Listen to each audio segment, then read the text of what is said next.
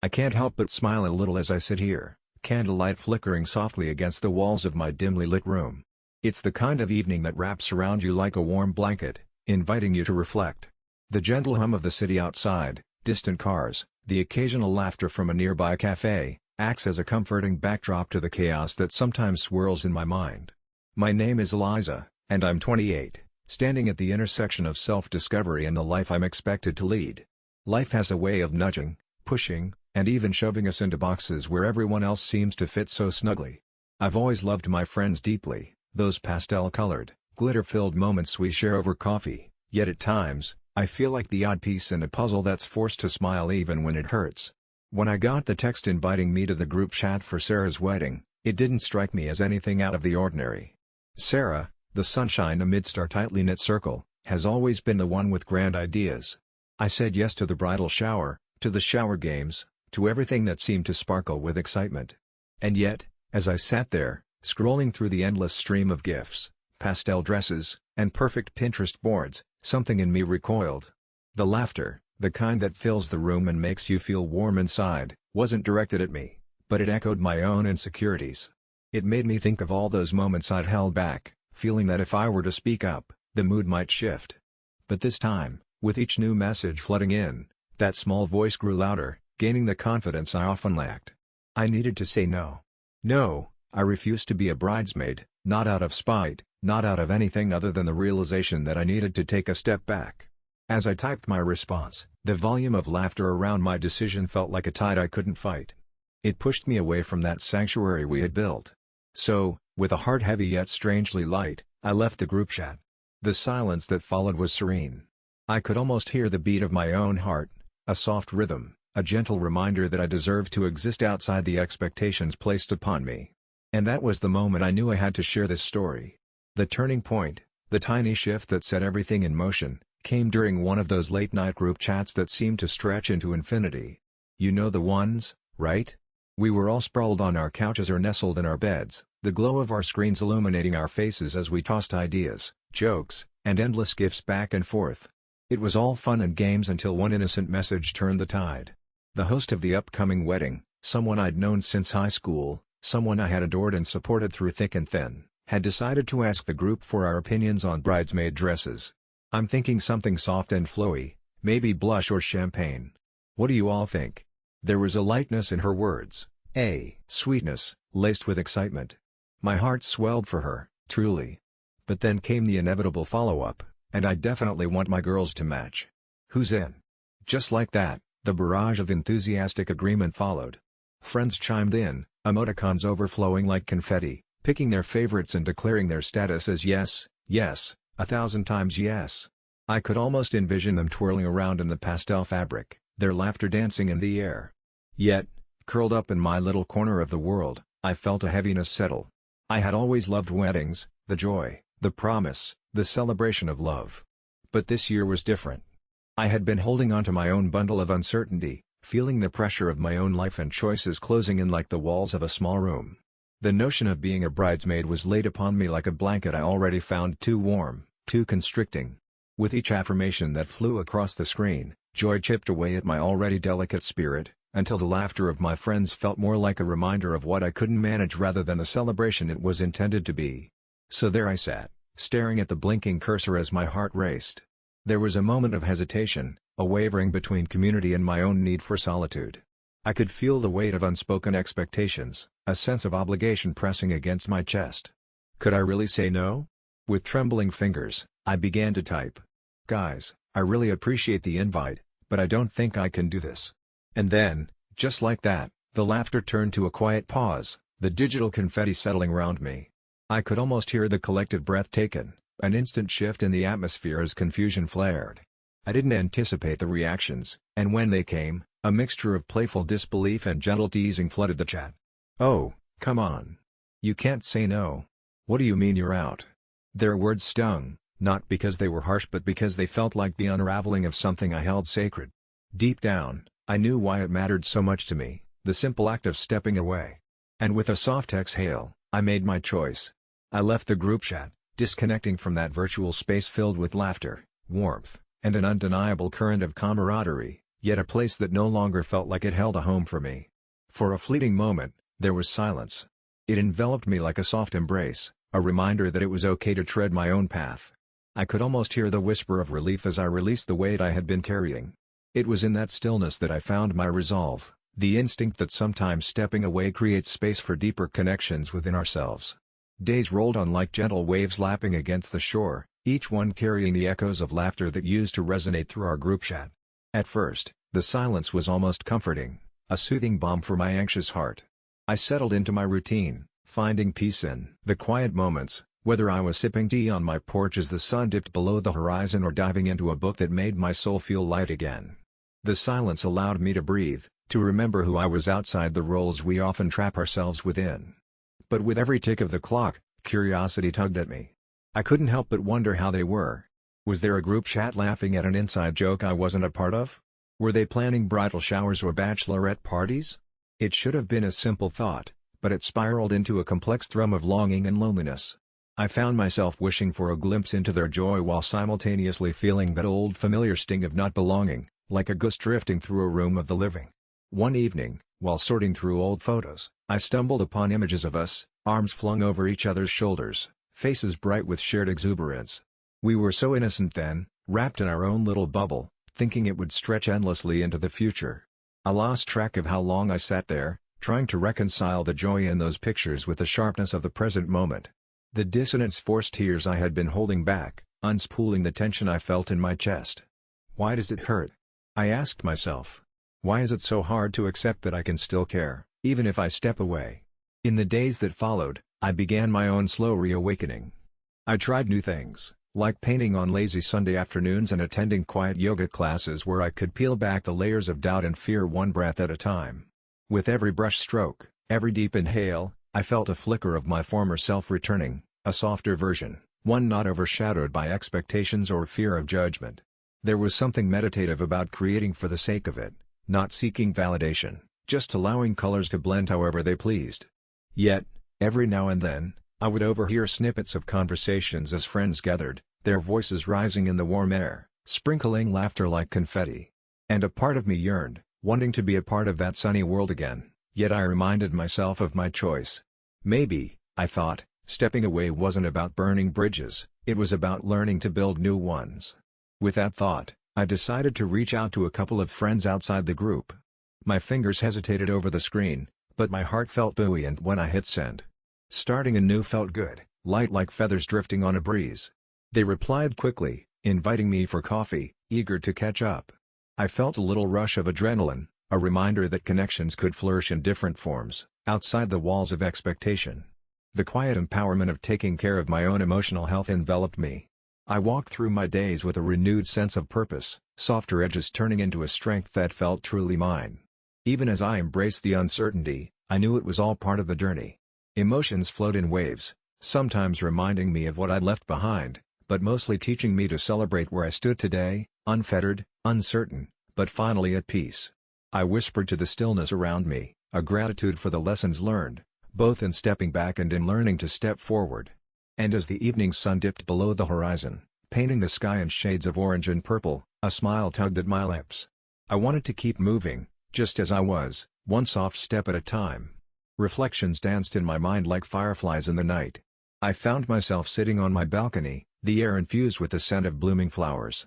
Their vibrant beauty reminded me of the colors I'd once felt I had to suppress beneath layers of obligations and expectations. I thought back to the group chat and the laughter that echoed in the digital silence when I expressed my refusal to step into the role of a bridesmaid. At first, I felt a sting, a hesitant sadness at being the punchline of a joke I didn't quite want to be a part of. But as those moments faded into the background like the evening sun, I began to see things differently. It dawned on me that laughter often masks deeper truths. Perhaps it was easier for them to joke about my decision rather than face the reality of their own choices. There's a freedom in honesty, a balm for the soul, especially when it means prioritizing what matters most to you. I realized that my rejection of a role was less about turning my back on friendship and more about turning toward a deeper understanding of myself. I sat with that thought for a while. In saying no, I had said yes, to my own needs and desires. I had chosen clarity over chaos, acceptance over resentment. I didn't have to mold myself into a version of friends who expected me to conform for the sake of tradition or amusement. The truth was, I didn't need anyone's approval to validate my own worth. That's the kind of realization that felt like a warm hug, wrapping around my heart and whispering promises of deeper connections. As I gazed at the stars beginning to twinkle against the darkening sky, I saw something more than just distant lights. I saw the worth of authenticity, the beauty and vulnerability. It was perfectly okay to carve my own path, a path that occasionally meandered away from the crowd. Voices that once held so much weight now felt lighter, mere echoes of what I thought held power over me. I felt a soft resolve settle in my chest. What if this little act of defiance, the decision to step out of that chat, was my first brushstroke in a canvas of a more authentic life? Yes, they laughed, but I was learning to laugh back at the absurdity of trying to fit into a mold that was never meant for me. Maybe their laughter was a reflection of their own fears, not a commentary on my worth. And just like that, I could embrace my solitude as a sanctuary rather than a prison. I pictured future moments when I would gather with those who truly saw and valued me. Bonds strengthened by understanding rather than obligation. That sunset, which bled fiery hues across the horizon, became a reminder that the most beautiful transformations often emerge from the depths of uncomfortable choices. Life is a series of courageous no's paving the way for brave yeses down the road. With each soft, intentional step, I was learning to hold space for my own heart, illuminating the path ahead in ways I had yet to imagine. For the first time, it felt like I was becoming the person I always wanted to be, free, at peace, and ready to face whatever came next. As the sun dipped lower in the sky, casting a warm glow through my window, a gentle sigh escaped me.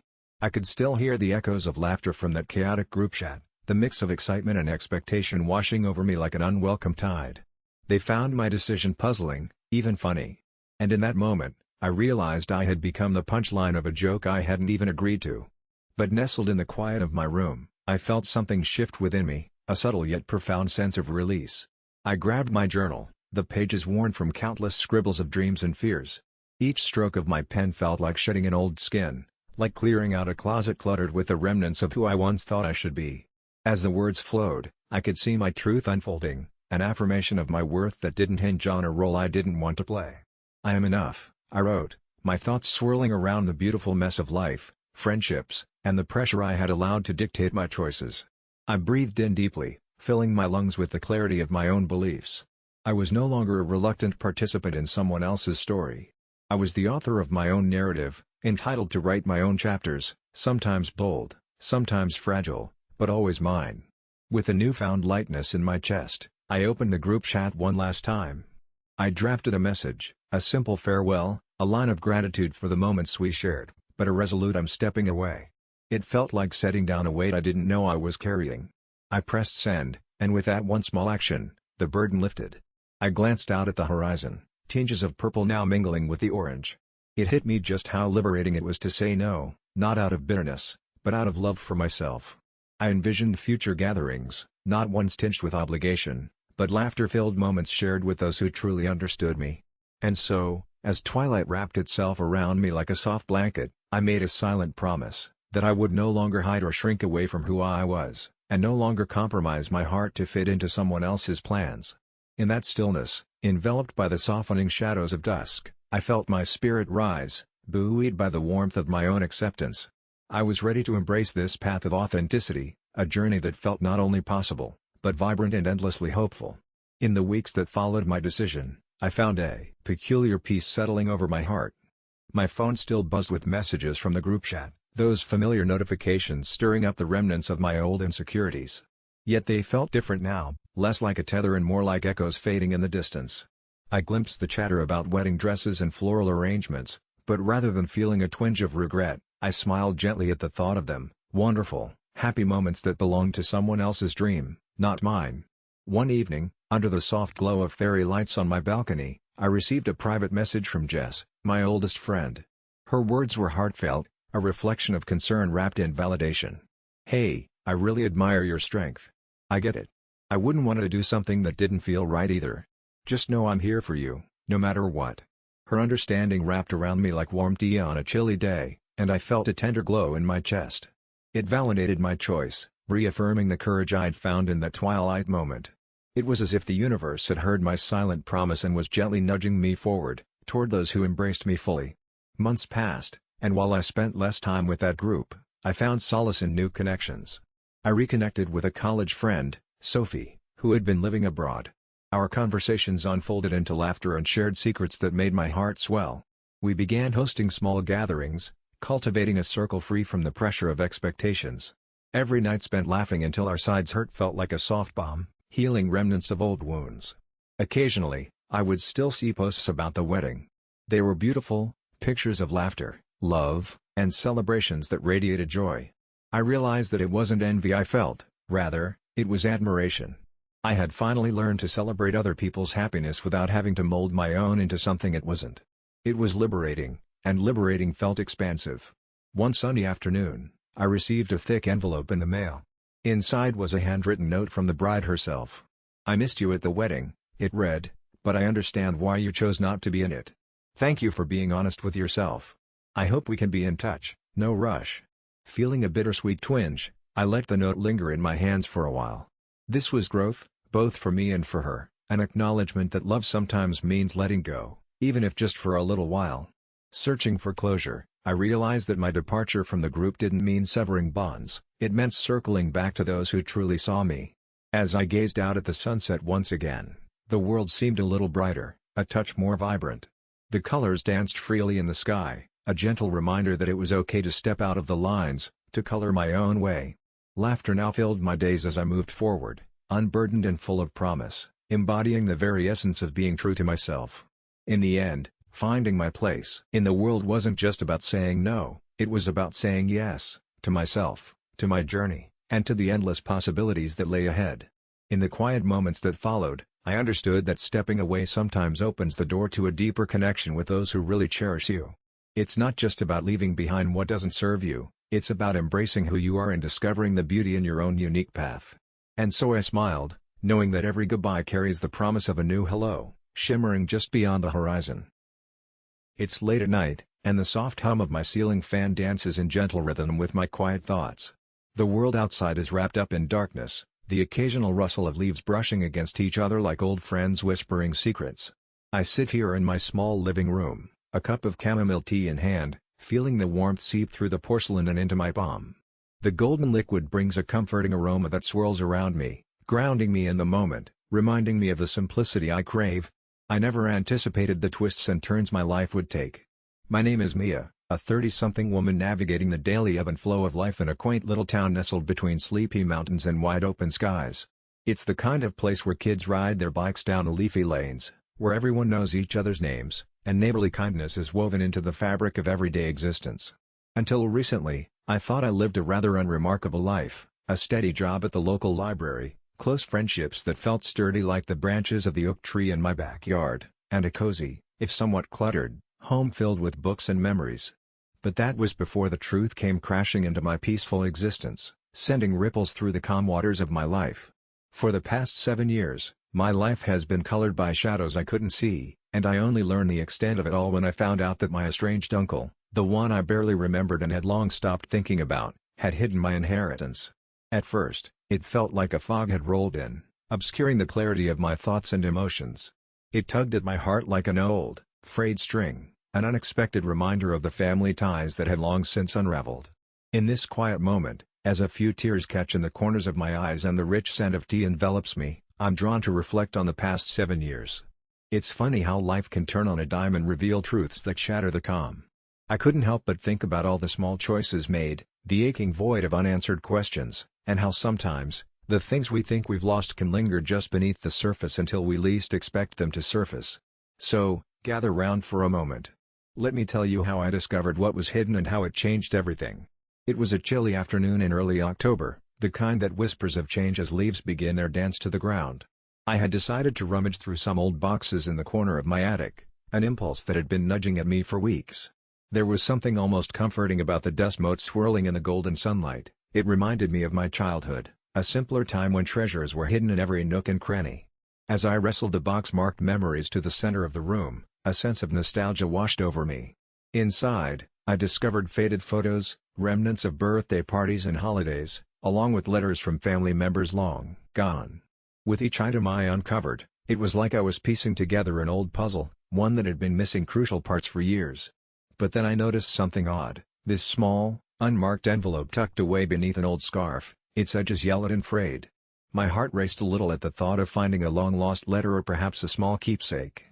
As I pulled it out, I felt the weight of it in my hands, a weight I couldn't quite place. With tentative fingers, I opened the envelope.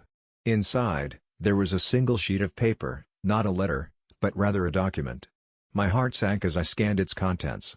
It was an official notice, a statement revealing the inheritance my grandmother had left me 7 years ago. The kind of inheritance that could have helped me in ways I hadn't known I needed. Yet, here I was, an unknowing recipient of what was meant to be my safety net, left in a box with mothballs and old birthday cards. My breath hitched as it hit me, all those years of feeling lost, of grappling with uncertainty about my future. The sense of betrayal seeped in as I realized that my uncle had been aware of this all along. He was the one who had dealt with my grandmother's estate, the one who had, for reasons I could only imagine, chosen to keep this from me. The room felt smaller, the air thicker. The revelation was like pouring cold water over my heart, jarring yet refreshing. It beckoned me to question everything I'd accepted as my reality. For the first time in years, I felt a flicker of anger, illuminating paths of thought I had buried long ago. It transformed the comfortable anonymity of the attic into a space heavy with uncertainty and urgency. In that stillness, as the world outside gently whispered its autumn lullaby, I realized I wasn't just confronting an old relic from the past. I was standing at the threshold of a new beginning, one that would cut through the fog and demand answers I had long since buried. Emotions swirled in me like the leaves outside, swirling and dancing in a bittersweet autumn breeze. I tried to shake off the initial shock, but it clung to me, refusing to loosen its grip. Each time I sat with my thoughts, even while sipping my morning tea or listening to the faint chatter of neighbors through the thin walls, the weight of that revelation draped over me like a heavy quilt. 7 years of memories pressed against a reality that suddenly felt more fragile than gossamer. I began waking up earlier than usual, the muted light of dawn coloring my small studio in soft pastels. I would shuffle to the kitchen, brewing my coffee with a deliberate gentleness, as if to shield myself from what was popping up uninvited in my mind. What else didn't I know? Who else had played a part in this hidden drama? The warmth of my mug didn't bring the comfort it once did, rather, it felt like a reminder of my own frailty, a call to face the unmasked truths instead of hiding behind warm routines. Conversations with friends grew convoluted. They would chat about weekend plans, trivial troubles, or the latest seasons of our favorite shows, and I found myself nodding along, a willing participant in their lives, yet feeling like a ghost in my own. I wanted to pour out the tumult, to share the unearthed whirlpool of emotions bubbling inside me. But how could I explain it? 7 years of my life were locked behind words unspoken, like a treasure sealed away, its true worth hidden from view until now. In moments of quiet, while scrolling through my phone or journaling, a moment of realization would pierce through my thoughts. It wasn't just about the money or the inheritance. It was about trust, betrayal, and the intricate web of family dynamics I had previously dismissed as mundane. My heart ached for the grandmother I had adored, her laughter a breeze that had once comforted me, now reduced to faint echoes buoyed by the air of deception. Each night as I tucked myself into bed, my mind wouldn't relent. Could I confront the man who had hidden this from me? Perhaps in a light-hearted way, I thought, just as if we were having one of our regular catch-ups over coffee? But deeper down, the essence of this turmoil felt like something far stronger, a wound that had never quite healed, now exposed to the elements again. The conversations that once filled my days now became akin to currents under a surface of tranquility, deep, tumultuous, knotting my stomach into tight curls. I could feel my own spirit unfurling, the urge to uncover layers of my own identity, lost for years amidst the deep-rooted narratives of family loyalty and hidden truths. And so, the days stretched out before me, woven with threads of curiosity and resolve. I moved through my routine with a quiet determination. The autumn chill became less daunting, stirring within me a burgeoning courage, igniting a flicker of hope that I could reclaim not only my inheritance but also a part of myself, long dulled by complacency. Answers lay just beyond the horizon, waiting patiently for me to reach out and draw them into the light. As the trees shed their leaves, I felt compelled to shed my own layers of hesitance. The world spun on outside my window, while I began to prepare for the inevitable conversations ahead. And amidst the rustling foliage, I whispered a promise to myself: no more denial. It was time to move forward, gently yet firmly, towards the truths I both craved and feared. As I sat with the weight of my discovery, a quilt of emotions began to wrap around me, not the heavy kind that drags you down, but something softer, more reassuring. I found myself reflecting not just on the injustice I had faced, but on the person I had become in its shadow. For so long, I had walked through life with my eyes cast down, tethered to the comfort of predictability. There was a certain familiarity in my heart's reluctance to embrace change, but as I peeled back the layers, I began to see that in protecting myself from pain, I also kept away joy, possibility, and my own strength. It's funny how clarity sometimes strikes like a gentle breeze, whispering truths we've buried deep within. In hiding my inheritance, my father had shielded me from one thing, but he had also deprived me of a different kind of knowledge, an understanding of my own resilience. 7 years of uncertainty had cloaked the chances to know my worth, to claim my place, and more importantly, to cultivate the love I had for myself. So often we look outward for validation, mirroring our beliefs through the eyes of those closest to us, and I had mirrored my father's fears right back at him, assuming his limitations were mine. As autumn shifted towards winter, an invigorating chill ran through me. I embraced the idea that perhaps this experience was less about reclaiming financial assets, and more about reclaiming the trust within myself. I started to appreciate the lessons hidden in every heartbreak, each instance of vulnerability.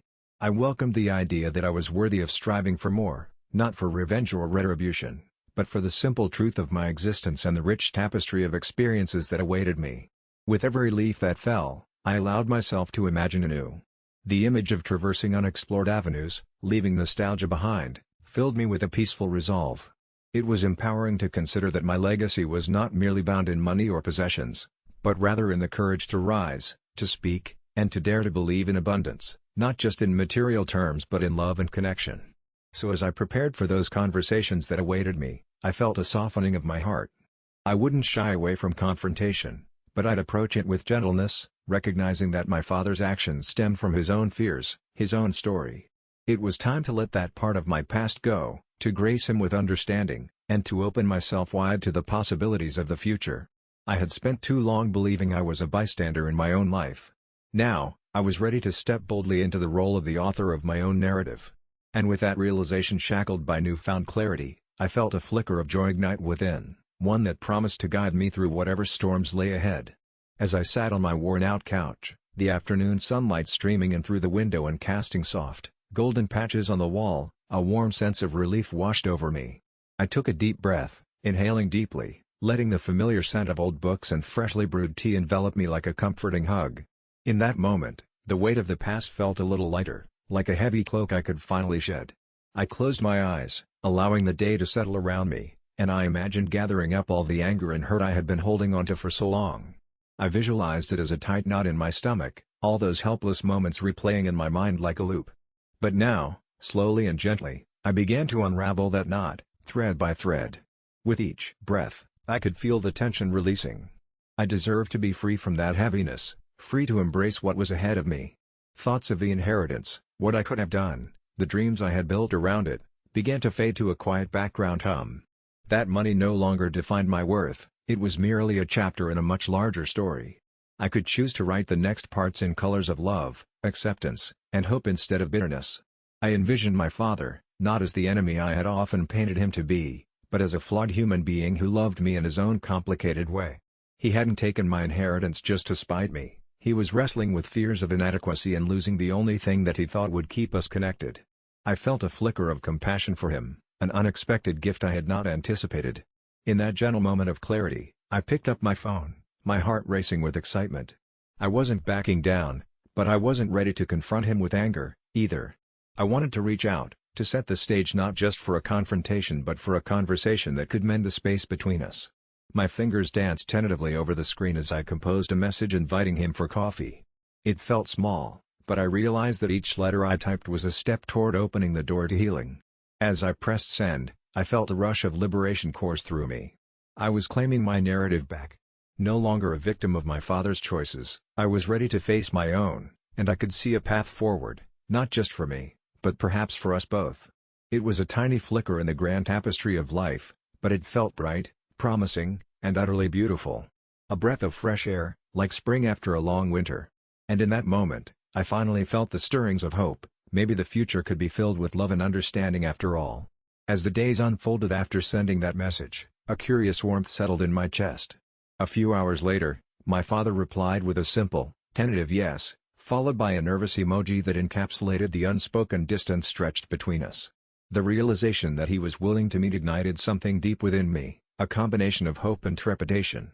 When the day arrived, I chose a quiet cafe, one with soft rays of golden light pouring through large windows and the distant hum of gentle chatter swaying in the air.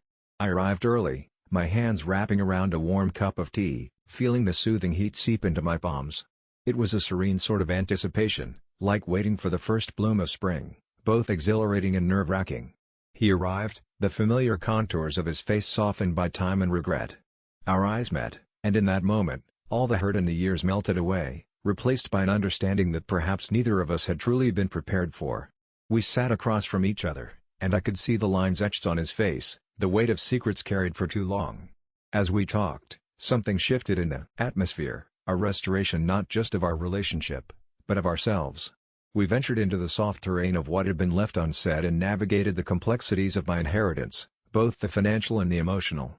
I spoke with both candor and compassion, allowing the gentle waves of feelings to emerge rather than retreating into stormy silence. I wanted him to understand how his actions had shaped my life, and as the words flowed, I sensed the guardedness in him begin to thaw. He shared his fears, a confession of his own feelings of inadequacy and the misguided desire to protect me from the pain and complications of our family legacy. That truth hung between us like a fragile thread, and rather than break it, we chose to weave it into something new. There was an apology, heartfelt and raw, which rolled out with trembling sincerity. Tears glimmered in his eyes as he spoke of regret for the choices made and the years lost.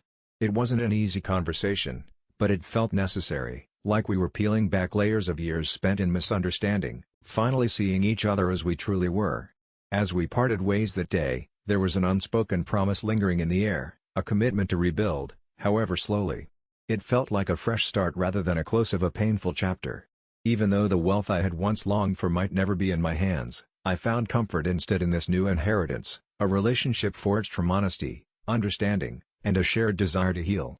Driving home, I felt lighter, like I was shedding a heavy cloak I hadn't fully realized I'd been carrying for so long. The weight of my father's choices would always be a part of me, yet it no longer defined my narrative.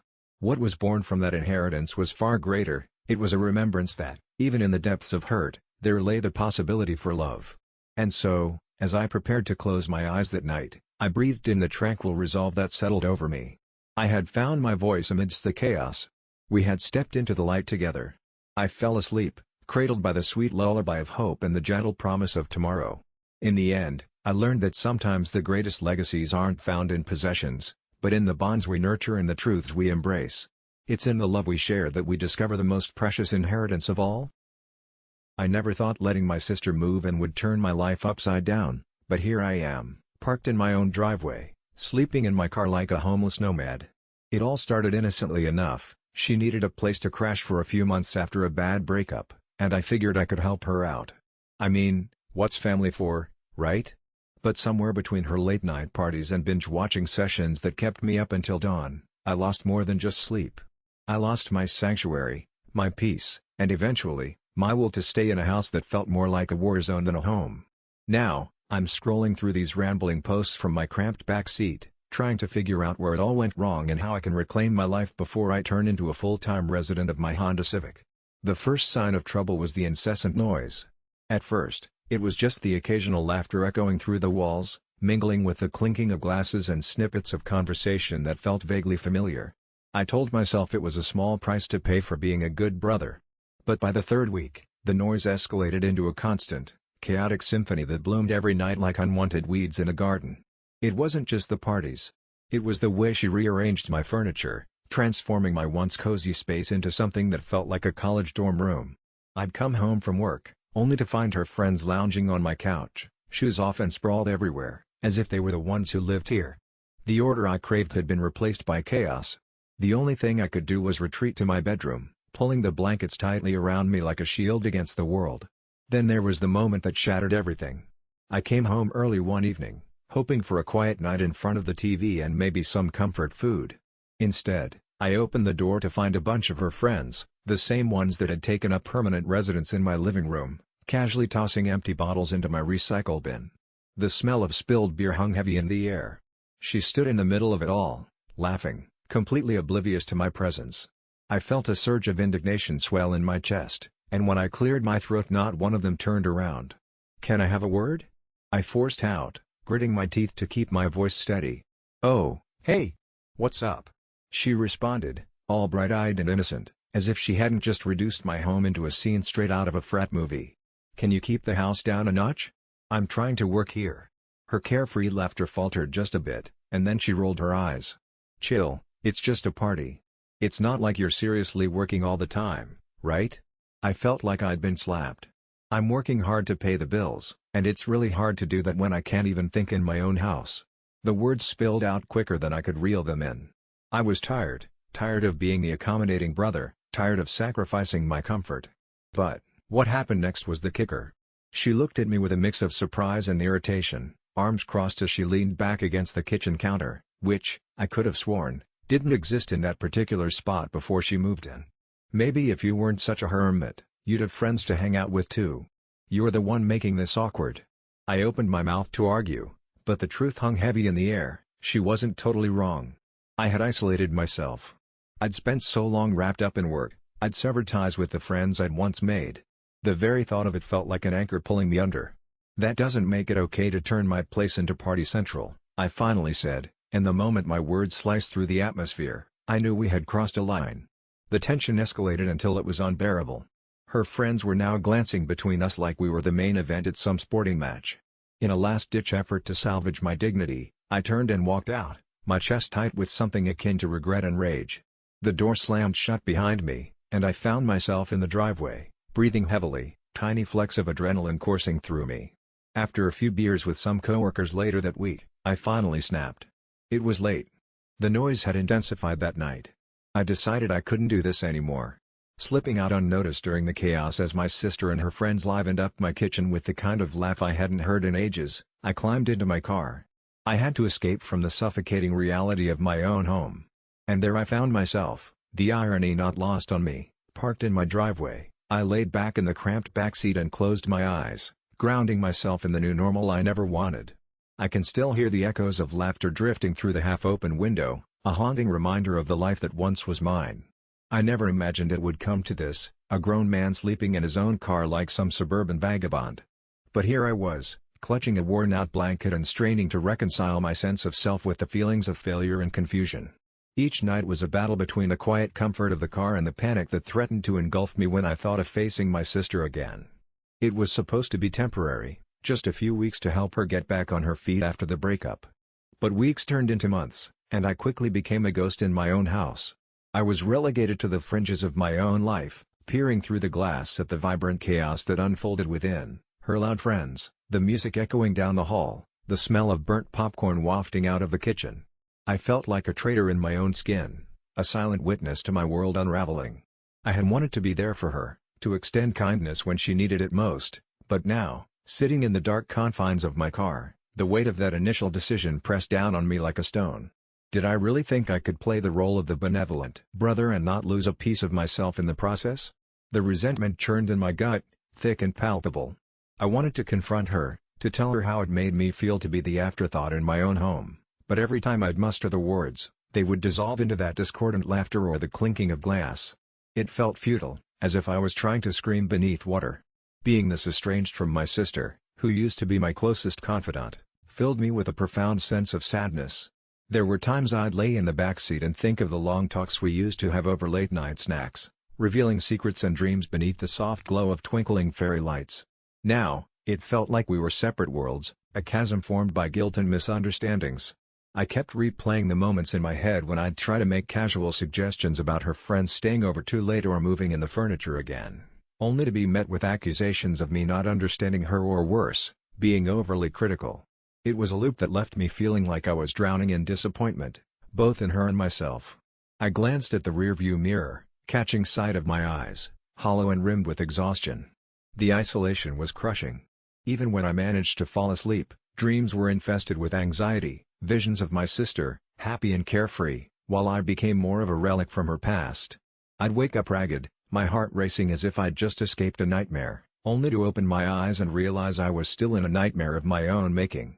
And each dawn brought the same relentless cycle to face. It was soul-crushing, The realization that I was losing not just my home, but the connection that once tethered me to my sister, my ally turned adversary in this strange game of life. The weight of this situation felt heavier than any burden I had ever encountered, dragging down on my chest as I lay there night after night, staring at the roof of my car, questioning every decision I'd ever made. Resolution: after weeks of restless nights and endless second-guessing, something in me finally clicked. In the midst of my despair, I realized I couldn't exist as a shadow of my former self, constantly retreating into the confines of my car while my sister flourished in the space that used to be our shared home. I had spent so long trying to rationalize my sacrifices, convincing myself that it was all worth it for the sake of family, but the cost had become far too steep. That day, I parked my car by the little cafe down the street, my usual spot where I could indulge in some caffeine and charge my phone. Sitting there, I took a deep breath, letting in the aroma of ground coffee beans and freshly baked pastries. Each sip of the hot brew seemed to strip away a layer of my despair, reminding me of the warmth and community I had been missing. With a newfound determination, I called my sister. My heart raced as the phone rang. What would I even say? But this time, I wasn't a victim. I was reclaiming my worth. When she picked up, her voice was warm, but I could hear the distant hum of parties and laughter in the background, a stark contrast to my solitude. It stung, but I pressed on. "I need to talk," I said, letting the silence linger for a moment. "I can't keep doing this. I love you, but you've taken everything from me. I just can't stay in this limbo." To my surprise, she agreed to meet. I was nervous, a bundle of nerves and emotions swirling together, but I knew it was the right thing. We met at the park we used to frequent as kids. I scouted a bench in the shade, took a few calming breaths, and waited for her. When she arrived, I noticed the small changes in her. It was subtle but telling. She seemed older, more sophisticated, like she had shed the girl I once knew. We talked, really talked, for the first time in months. I shared my feelings of isolation, how invisible I felt in my own life, while she admitted her guilt for taking over the space I had once claimed as my sanctuary. What I thought would be a confrontational showdown turned into a vulnerable digression. The walls we'd built around our hearts started to crumble, revealing the shared memories that connected us. Eventually, we hashed out a plan. She would reach out to friends for some help with rent and responsibilities in the apartment, while I would focus on finding some freelance work and re-establishing my own space, physically and emotionally. It wasn't a magic fix, but it was a start. As I drove away from the park that afternoon, I felt lighter, like some of the weight had been lifted off my chest. I still didn't have a permanent roof over my head, but I no longer felt like an outsider in my sister's life. We were still family, and there was hope of regaining what we had lost. In a way, that spark of hope made sleeping in my car a little less daunting. I thought of it as a temporary station, not the final destination. As the sunsets painted the sky with vibrant colors, I realized the dawn will always break, and in its light, I'd keep searching for my own joy, one day at a time. The road ahead was uncertain but filled with endless possibilities. Maybe, just maybe, my sister wasn't an adversary but a fierce reminder of the resilience of family, even amidst the chaos. Optional update: Hey everyone, just wanted to give you all a quick update since so many of you were invested in my situation.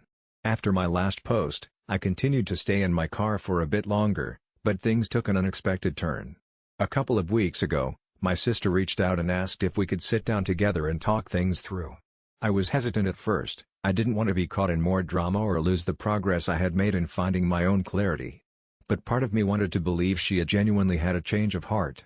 So, we met at that same park where I felt the initial weight lift off my shoulders. It was a little awkward at first, and I could tell she was wrestling with her emotions. But as we talked, she opened up about her own struggles. It turns out the move had overwhelmed her more than she expected, and she felt inadequate dealing with everything, which was why she had shut me out. We ended up having a heart-to-heart about our past, our family dynamics, and how we both felt lost in our own ways. It didn't solve everything, but it made me realize that we were both trying to navigate our challenges and could support each other in the process, not compete with one another. She offered me a space in her apartment to crash a few nights a week while I searched for a more stable solution. I was hesitant again, but she reassured me it wouldn't be about taking over her life, just a way to help out. I agreed, and honestly, it felt good to have somewhere I could rest my head without the constant worry. So now, instead of living in my car full-time, I stay at her place every few nights and still spend time in my car when I need my space. It's not perfect, but it's a step in the right direction. I've even started looking for part-time jobs to rebuild my finances. Thanks again, everyone, for all your support and advice. It means a lot. I'll keep updating as I navigate this new chapter in my life. The journey is far from over, but at least now I feel like I'm walking it alongside my sister, rather than apart from her. I can still hear the gentle hum of the city outside my window, the comforting rhythm of distant traffic and the occasional chirp of an owl, as I sit here with a warm cup of chamomile tea cradled in my hands. It's late, and the soft glow of the lamp casts a cozy halo around the small room I call home. This is a reflective place for me, a sanctuary where I can peel back the layers of my day-to-day life and let my thoughts wander freely. My name is Eliza, and I've spent the last 3 years working at a small marketing firm. The office is an eclectic mix of old brick and metal, with mismatched furniture that somehow manages to feel both cozy and chaotic. From the moment I stepped in for my interview, I could sense the camaraderie in the air, a tight-knit group of colleagues who referred to themselves as a work family. I admired that connection, felt a flicker of warmth at the thought of being part of something bigger. There's Sam, my boss, who has a proclivity for motivational quotes and a deep passion for team-building retreats that often include trust falls and awkward icebreaker games. Sarah, my spirited teammate, always knows how to brighten up our afternoons with her collection of quirky mugs and vibrant laughter, while Mark, the office prankster, keeps us on our toes, and wondering if we'll ever see the bottom of our coffee cups without finding a rubber spider inside. But as I've settled into this so-called family, I've begun to feel less like a valued member and more like a piece of furniture, a required fixture that simply blends in with the rest. So, when Sam pulled me aside last week to discuss my apparent lack of enthusiasm for all the team-building exercises and family gatherings, I found myself pondering the deeper implications of my feelings. "Don't you care about building a work family?" he asked, genuine curiosity intertwined with concern in his voice. And in that moment, as the city continued its soft serenade beyond my window, I had a revelation that weighed heavily on my heart. I realized I needed to be honest, not just for him, but for me. And so, I took a breath and said, "Honestly, Sam, I don't." As I reminisce about that conversation, I can't help but wonder, was I in the wrong for prioritizing my own boundaries over the idea of a work family? Or was it simply a moment of necessary honesty in a world that often blurts out expectations but forgets to address individual needs? It's a question that lingers in the shadows of my thoughts, much like the quiet hum of the city outside. The inciting event, the moment everything shifted, came unexpectedly one Tuesday afternoon. It was a day like any other, the kind where the busy hum of office life wrapped around me like a warm blanket. I had my headphones on, lost in a rhythm of keystrokes and soft melodies, when I heard it. Laughter filtering in from the break room. Curiosity piqued, I took off my headphones and wandered over, surprised to see a group of my colleagues gathered, decorating cupcakes for a co-worker's birthday. The scent of vanilla and sprinkles filled the air, and there they were, all smiles and giggles, chatting as if they were long-lost friends united by a common mission, creating the perfect sugary surprise. It was sweet, heartwarming even. I stood at the threshold, caught between the warm glow of camaraderie and an uncomfortable sense of exclusion. They waved me over, inviting me to join the festivities. As I approached, I felt a soft tug of obligation pull at me. But just then, I noticed Amy from accounting wearing a party hat, her laughter ringing out as she playfully smeared frosting on Jake's cheek. It was supposed to be a light-hearted moment, but in that instant, something in me recoiled. I felt like an outsider peering into a world where the boundaries between professional roles were dissolved, where personal connections overshadowed work tasks. It made me uncomfortable. I felt a pang of guilt wash over me, but it was quickly replaced by a sense of clarity. I didn't crave a work family, I craved respect for my personal space. After a moment of awkward hesitation, I turned around and quietly walked back to my desk, feeling the residual laughter echoing softly behind me. That little moment, that cupcake moment, sparked something significant in my heart. It wasn't that I didn't appreciate the sweet gesture of connecting over cake, it was more that I wanted to maintain the boundary between my work life and my personal space. When Sam later approached me, asking about my feelings on building that work family, I realized I was still wrestling with that uncomfortable feeling. I needed to be true to myself. It was a gentle push from the universe, reminding me that sometimes stepping away from a collective expectation can lead us to greater self-awareness. And so, with my heart a little heavier but my resolve a little clearer, I finally spoke the words I had been holding inside. After that day, things began to feel different at the office. It was as if I had cast a pebble into a pond, and the ripples were slow but undeniably present. When I whispered that I didn't care much for the idea of a work family, it was both liberating and heavy. I felt a strange mix of satisfaction and unease. It felt like a tiny rebellion against a social norm that had never quite fit me. Mornings transitioned to a hum of coffee brews and clacking keyboards, but all the while, I noticed a subtle shift in how my coworkers interacted with me. There was a forced cheerfulness in their greetings, a little too bright for a typical Monday morning. I could sense their hesitance lingering in the air, as though they were tiptoeing around an unspoken elephant in the room. Sam, bless his heart, seemed to take it the hardest.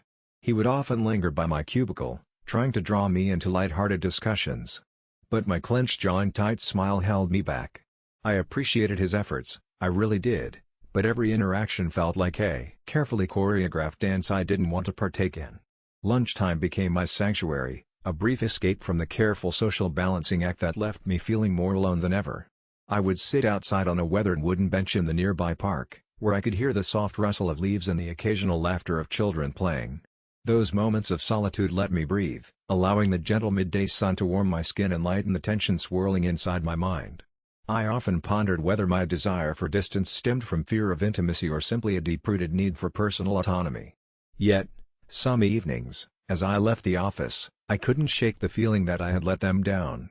I would catch snippets of conversations echoing in the hallway, "Let's plan a team outing. We should celebrate our wins together," and I'd feel a twinge of guilt. Did I really want to push everyone away? It was never about rejecting them, I just craved simplicity and clear boundaries. But was that selfish? As weeks rolled past, I matured in my introspection. I began to let go of the need for validation from my colleagues, softly reminding myself that wanting personal space didn't diminish my capacity for kindness or camaraderie. I watched as friendships bloomed around me, unaware that they were growing even without my involvement.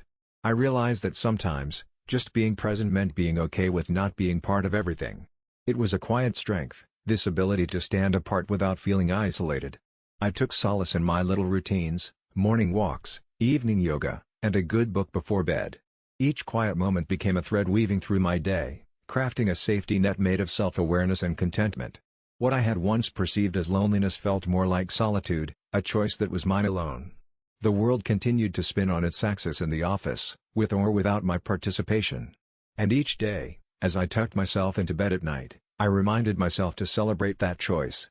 I wasn't casting aside my colleagues, I was simply choosing me, a journey that was equally valid as the one they traveled. Perhaps I didn't want a work family as envisioned by them, but in their laughter and shared moments, I could still find warmth, if only from a distance, in the gentle embrace of my own heart. As I lay there, wrapped in the soft cocoon of my blankets, I found myself reflecting on the conversation I'd had with my boss.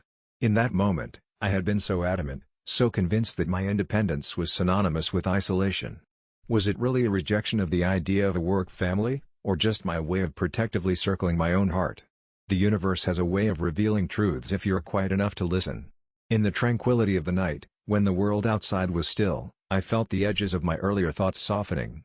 Maybe I was too quick to dismiss their warmth. They hadn't asked for my loyalty or demanded my affection, what they extended was an invitation to connect on a level I hadn't fully explored yet. I had seen their enthusiasm as pressure, but maybe it was simply a different kind of support, an invitation to belonging that didn't have to engulf me, but could rather coexist alongside my solitude. It dawned on me then, as the gentle hum of the night cradled my thoughts, that my disdain for the work-family concept wasn't entirely about rejecting others. It was about protecting myself. But here's the thing, I realize that self-protection doesn't mean erecting walls that keep people out. It can also mean defining the boundaries of your connection, taking only what you need and leaving the rest with grace. Just as the morning sun filters in through blinds, illuminating just enough of the room, I could let glimpses of their camaraderie into my life without having to bask in it entirely. The laughter and chatter of my colleagues began to sound less like a foreign language and more like a melody I could appreciate from a distance. I still loved my morning walks and evening yoga, but maybe I could let a little bit of their joy mingle with my own. In the quiet of that moment, I let go of the rigidity with which I had defined my relationships at work. I didn't have to choose between my solitary journey and theirs, I could embrace both. It was like standing at the edge of a river, feet firmly planted on one side, watching the water swirl, appreciating its movement without feeling the need to dive in. I could enjoy the flow of their lives without being swept away in it. So, AITA? Perhaps, in the end, it was me who needed to be reminded that connection doesn't have to look or feel a certain way. I could cherish my solitude and still open my heart to the warmth of others, creating a tapestry of existence that combines threads of independence and camaraderie. Falling asleep that night, I held on to this new understanding, cradling the notion that belonging is a spectrum, and I could find my place on it without losing myself. As I lay in bed, the soft glow of the moon filtering through my window, I felt a cool breeze drift into the room. It carried with it a sense of calm that washed over me like gentle waves lapping at the shore. I had spent so much time wrestling with my thoughts, trying to justify my feelings to myself, convinced that my reluctance to engage in the team's idea of a work family meant I was missing something vital. But there, in that enveloping quiet, it all clicked into place. The turning point came not from a moment of anger or indignation but from an unexpected sense of clarity. I envisioned my coworkers, their laughter, their little inside jokes, the way they leaned on each other in stressful times. They were thriving in their connections, filling their days with shared stories and experiences, and that was beautiful. There was a part of me that wanted to be part of it, but as I sat there wrapped in my warm blanket, I realized I didn't have to be completely immersed to appreciate their joy. It was okay to watch from the riverbank, to lean back and smile as they collided and intertwined. I reflected on how I long felt a sense of urgency to fit in, to mold myself into the notion of belonging that kept floating around my office. But what if I simply let go? What if my role wasn't to conform but to celebrate my difference? I could just be myself and still share in the beauty of those connections without needing to push myself into their tightly knit circle. In that quiet moment, as the night deepened and the world outside hushed into a peaceful stillness, I made an invisible promise to myself, to honor both my need for solitude and my capacity for connection. It was refreshing, like opening a window in a musty room. I could breathe deeply again. I turned on my side, facing the wall adorned with memories of places I'd traveled, accomplishments I'd cherished, and friendships that were born of shared adventures outside of the office's confines. Those images reminded me that I was whole, just as I was. I didn't need to change or feel guilty for my choices. My life was rich with experiences that were uniquely mine. As sleep began to tug on my eyelids, I felt lighter, like I had shed a heavy coat I didn't even realize I'd been wearing. My heart swelled with the comfort of knowing that I was enough as a solitary soul and enough to appreciate the dance of connection around me. Here, in this stillness, I smiled softly into the darkness, feeling the blanket of peace wrap around me as I drifted off, a quiet resolution nestled warmly within my heart. The following day unfolded like the gentle rise of the sun through my window, softly, but undeniably bright. I took a moment to breathe in the crisp morning air, reminding myself that I had chosen authenticity over the facade of workplace camaraderie that felt more suffocating than supportive. With each step toward the office, I felt the lingering weight of my words from yesterday's meeting, but this time, it bore a sense of liberation rather than dread.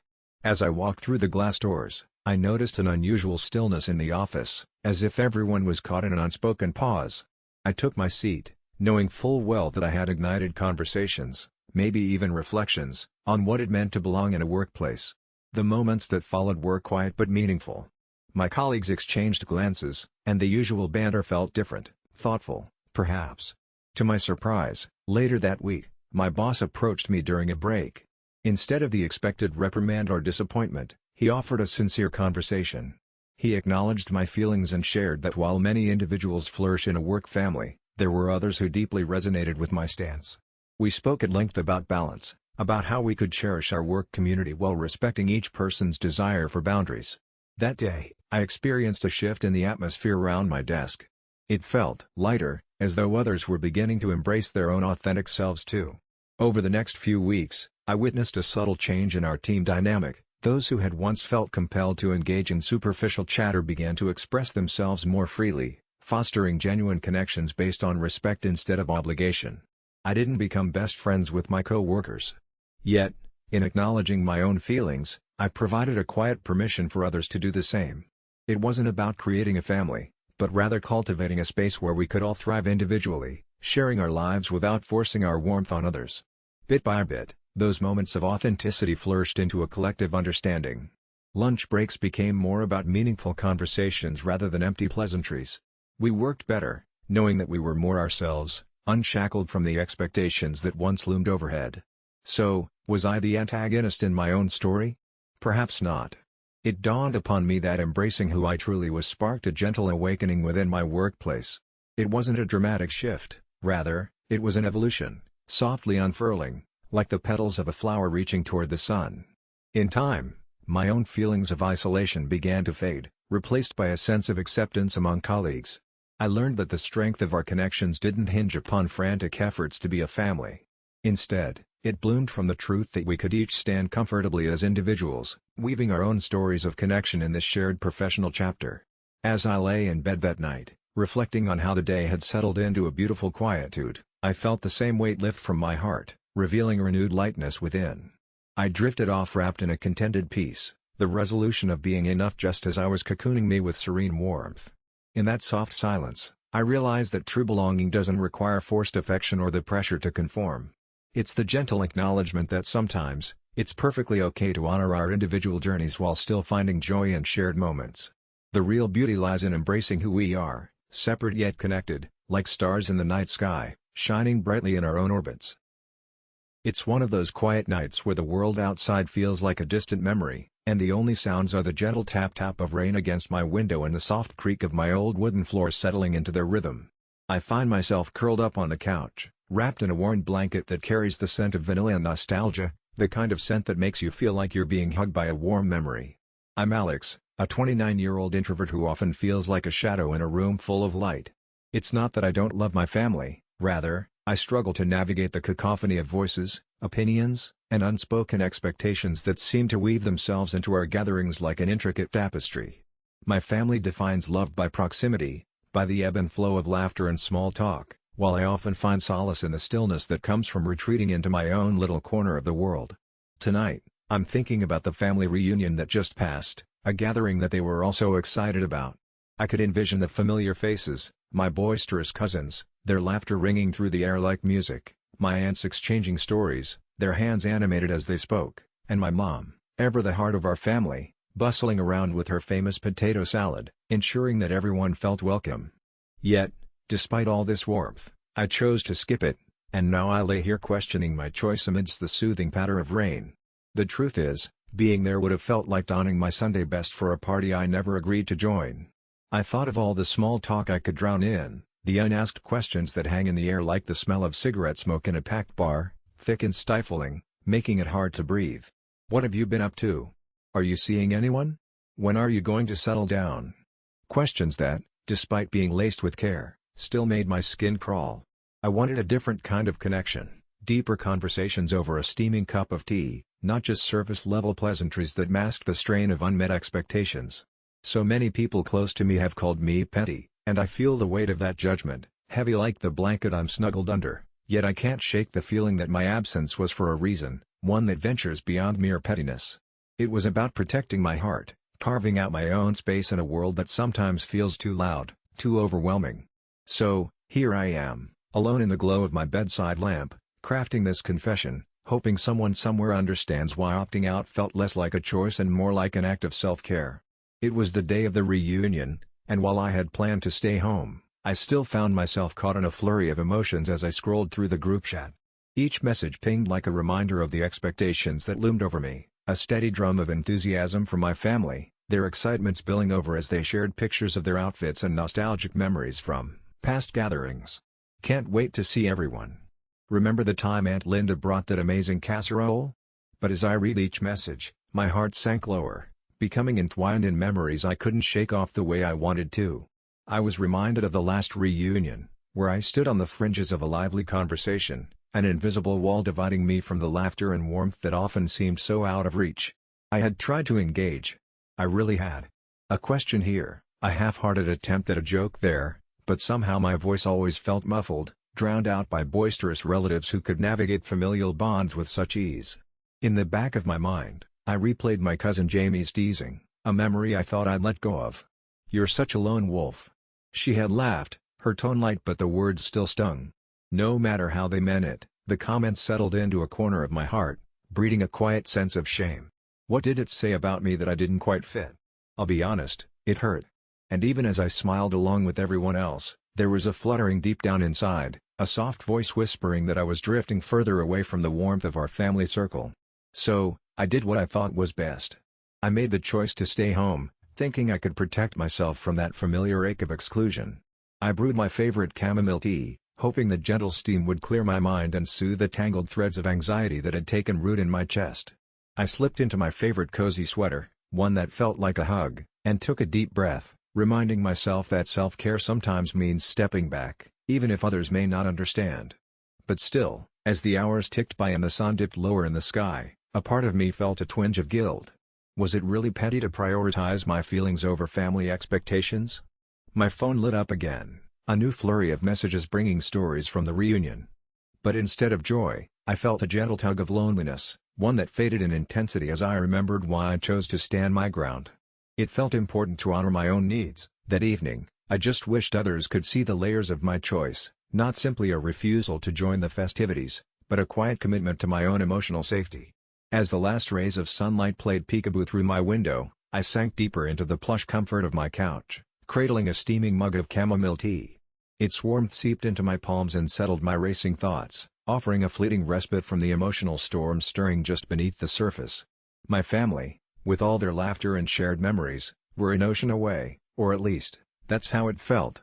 I could almost hear their voices melding together, an intertwined symphony of joy and nostalgia, and yet, here I was, happily cocooned in solitude. But then, like the silent pings of a distant piano, those feelings of guilt began to reverberate. "You're being unreasonable," whispered a voice in my mind, echoing the criticisms I could almost hear from my sister or my mom, a slow drip of disappointment I'd grown tired of. I thought of my cousin's cheerful texts, the snapshots of gourmet dishes and bright smiles, and could see their eyes twinkling with joy, unaware of the turmoil that lay within me. Still, I tried to remind myself that they didn't know about the heavy backpack I carried, filled with the unprocessed emotions I'd been wrestling with for months. As the evening went on, I puttered around my home, my mind drifting frequently back to those lively images flashing before me. I watered my plants, their vibrant greens offering a solace that felt so distant from the chaos of the family reunion. "Look at you," I mused to my loyal fern, all green and thriving. No family expectations weighing you down. It was a moment of quiet humor that brought a smile to my lips, even if just briefly. I paused to admire the tiny leaves unfurling, and in that instant, it hit me, I too needed to nurture myself, to grow without the looming shadows of regret and expectations. Yet, with every reflection in the mirror of my thoughts, loneliness clawed lightly at my heart, a persistent reminder of the connections I yearned for yet couldn't fully embrace. Some nights, I tried to drown it in the comfort of Netflix, losing myself in cinematic worlds where heroes always vanquished their demons. But when the credits rolled and the screen faded to black, I was left with the same familiar face staring back at me, wondering if a reunion could have been a step toward healing, or if perhaps, it was a wound I wasn't ready to reopen. The day passed with echoes of laughter still dancing in the corners of my mind, and yet, beneath the loneliness was an odd comfort. Maybe stepping back didn't mean letting go, perhaps it was simply taking a moment to gather the strength I desperately needed. I took one last sip of tea, savoring its calmness, and breathed in the promise of tomorrow. One day, I knew I would join their laughter again, when my heart felt lighter, and my spirit ready to entwine with theirs. For now, it seemed, my path was meant to be a quiet one, marked by gentle introspection rather than raucous celebrations. And that, in itself, was a choice I felt proud of. As I settled into the soothing silence of my room, I found my thoughts drifting, weaving in and out like the wisps of steam from my cup. I'd spent so long feeling like an outsider, an observer in my own family's tapestry of love and togetherness. But now, something within me was shifting. I began to realize that choosing to skip the reunion wasn't just an act of self-preservation, it was an affirmation of my own journey. This past year had been a whirlwind of emotions, and though I often felt the weight of my family's expectations pressing down on me, I saw it clearly now. It was okay to prioritize my healing. The more I reflected, the more I understood that I didn't need to rush back into the fold when I wasn't fully stitched together. I had always believed that love meant proximity, that being present was proof of my worthiness.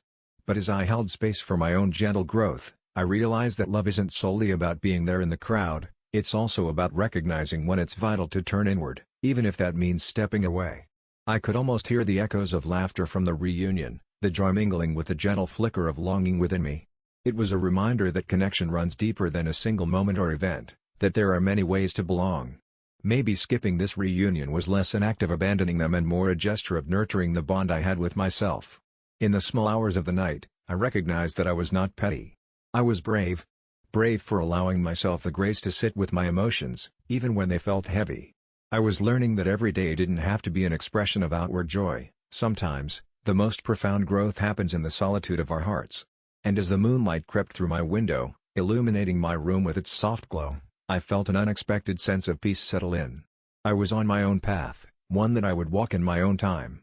Perhaps the reunion would come again, and on that future day, I'd be ready, equipped with a heart more whole and a spirit that could dance in sync with theirs. But until then, I chose to embrace this stillness. This silent yet powerful act of prioritizing my own needs wasn't an end, but rather a new beginning, one where I could cherish the love I held within and the deep connection that awaited me, when I was finally ready to share it with them again. It was in that soft silence, the gentle hum of the world outside my window, where I felt something shift within me. As I took a deep breath, the weight I'd been carrying started to dissolve.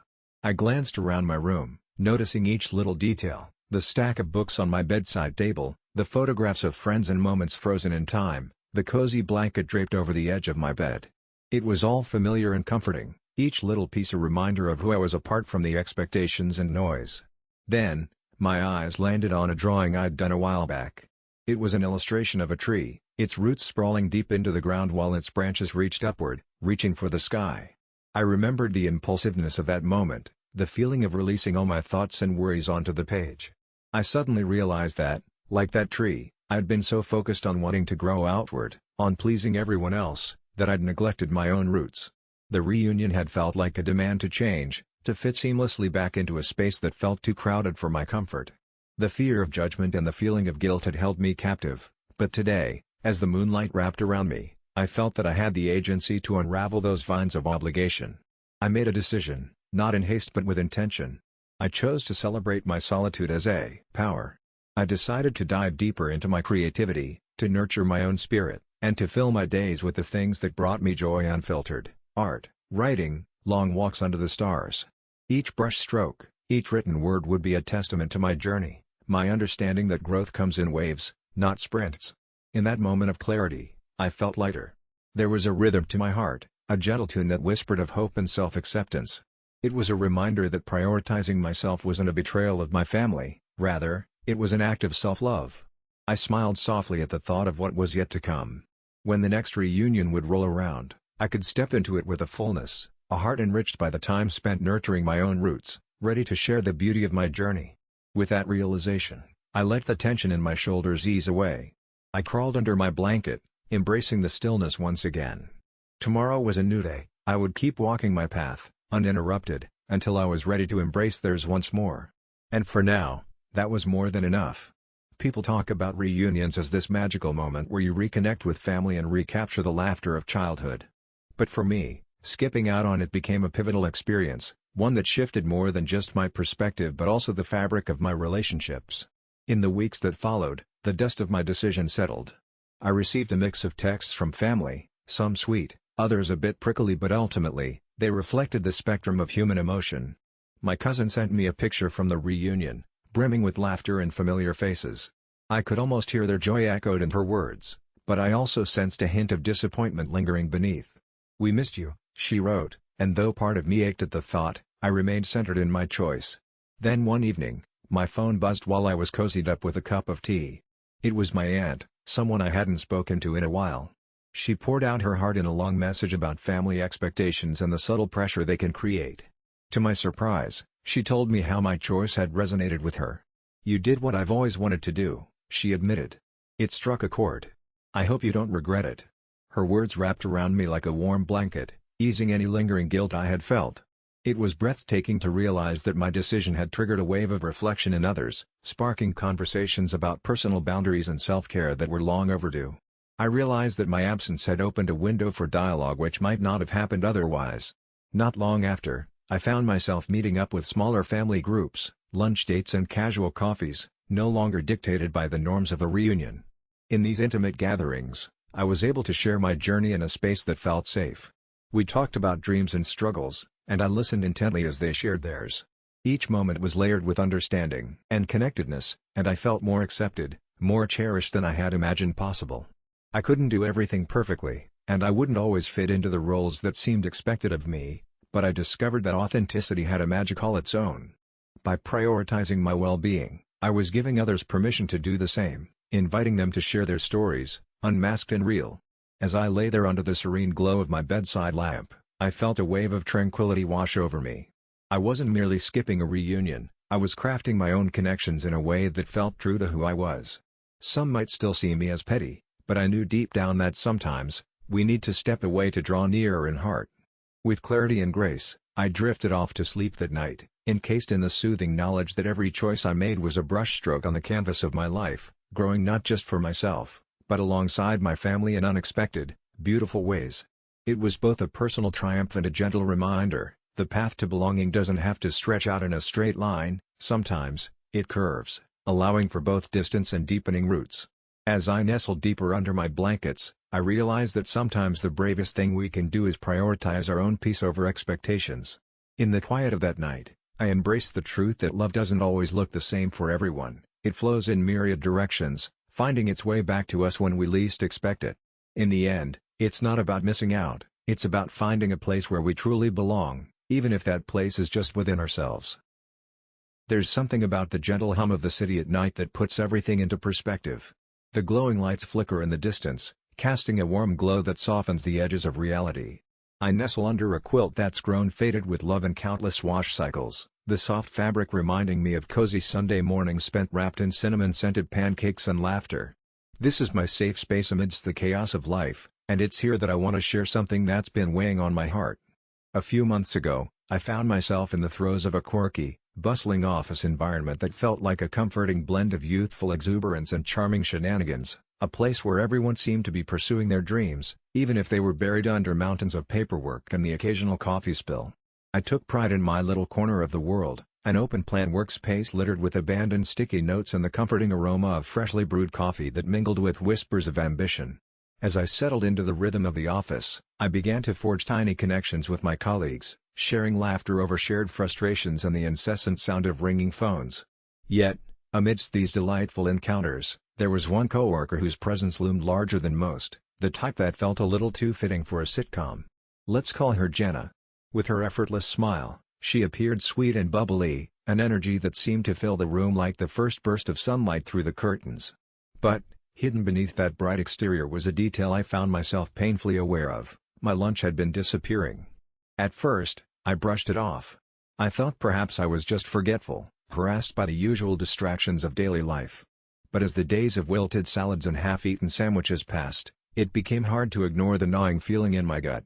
Every time I arrived at the break room, the Tupperware I meticulously packed the night before was mysteriously empty, a puzzle piece missing within the vibrant tapestry of my office life.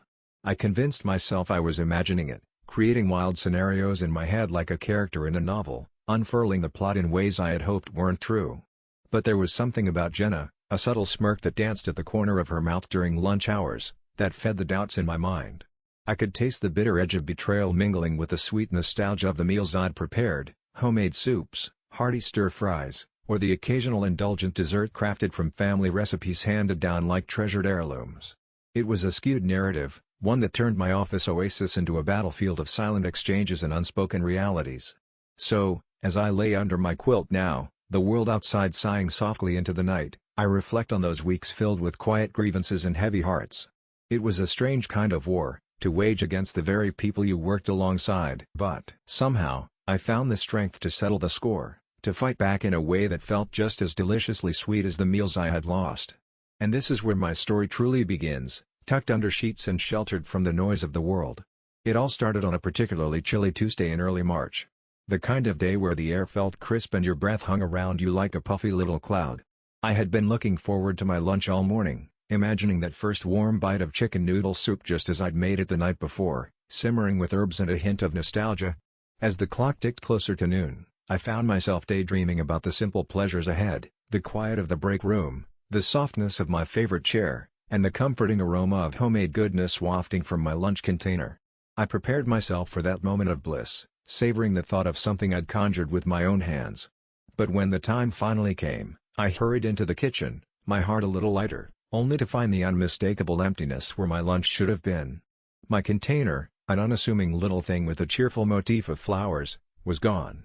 A gnawing sense of disbelief settled in my stomach, the warmth of anticipation fading fast into a chill of disappointment. I called out to my coworkers, the usual rhythm of laughter and banter making my heart sink a little lower with each echoing silence. It felt absurd how personal the loss of my lunch felt. I could just picture my meticulously prepared soup, perhaps being devoured by someone who might have savored every last drop, a stark contrast to my own hunger and the care that went into every ingredient.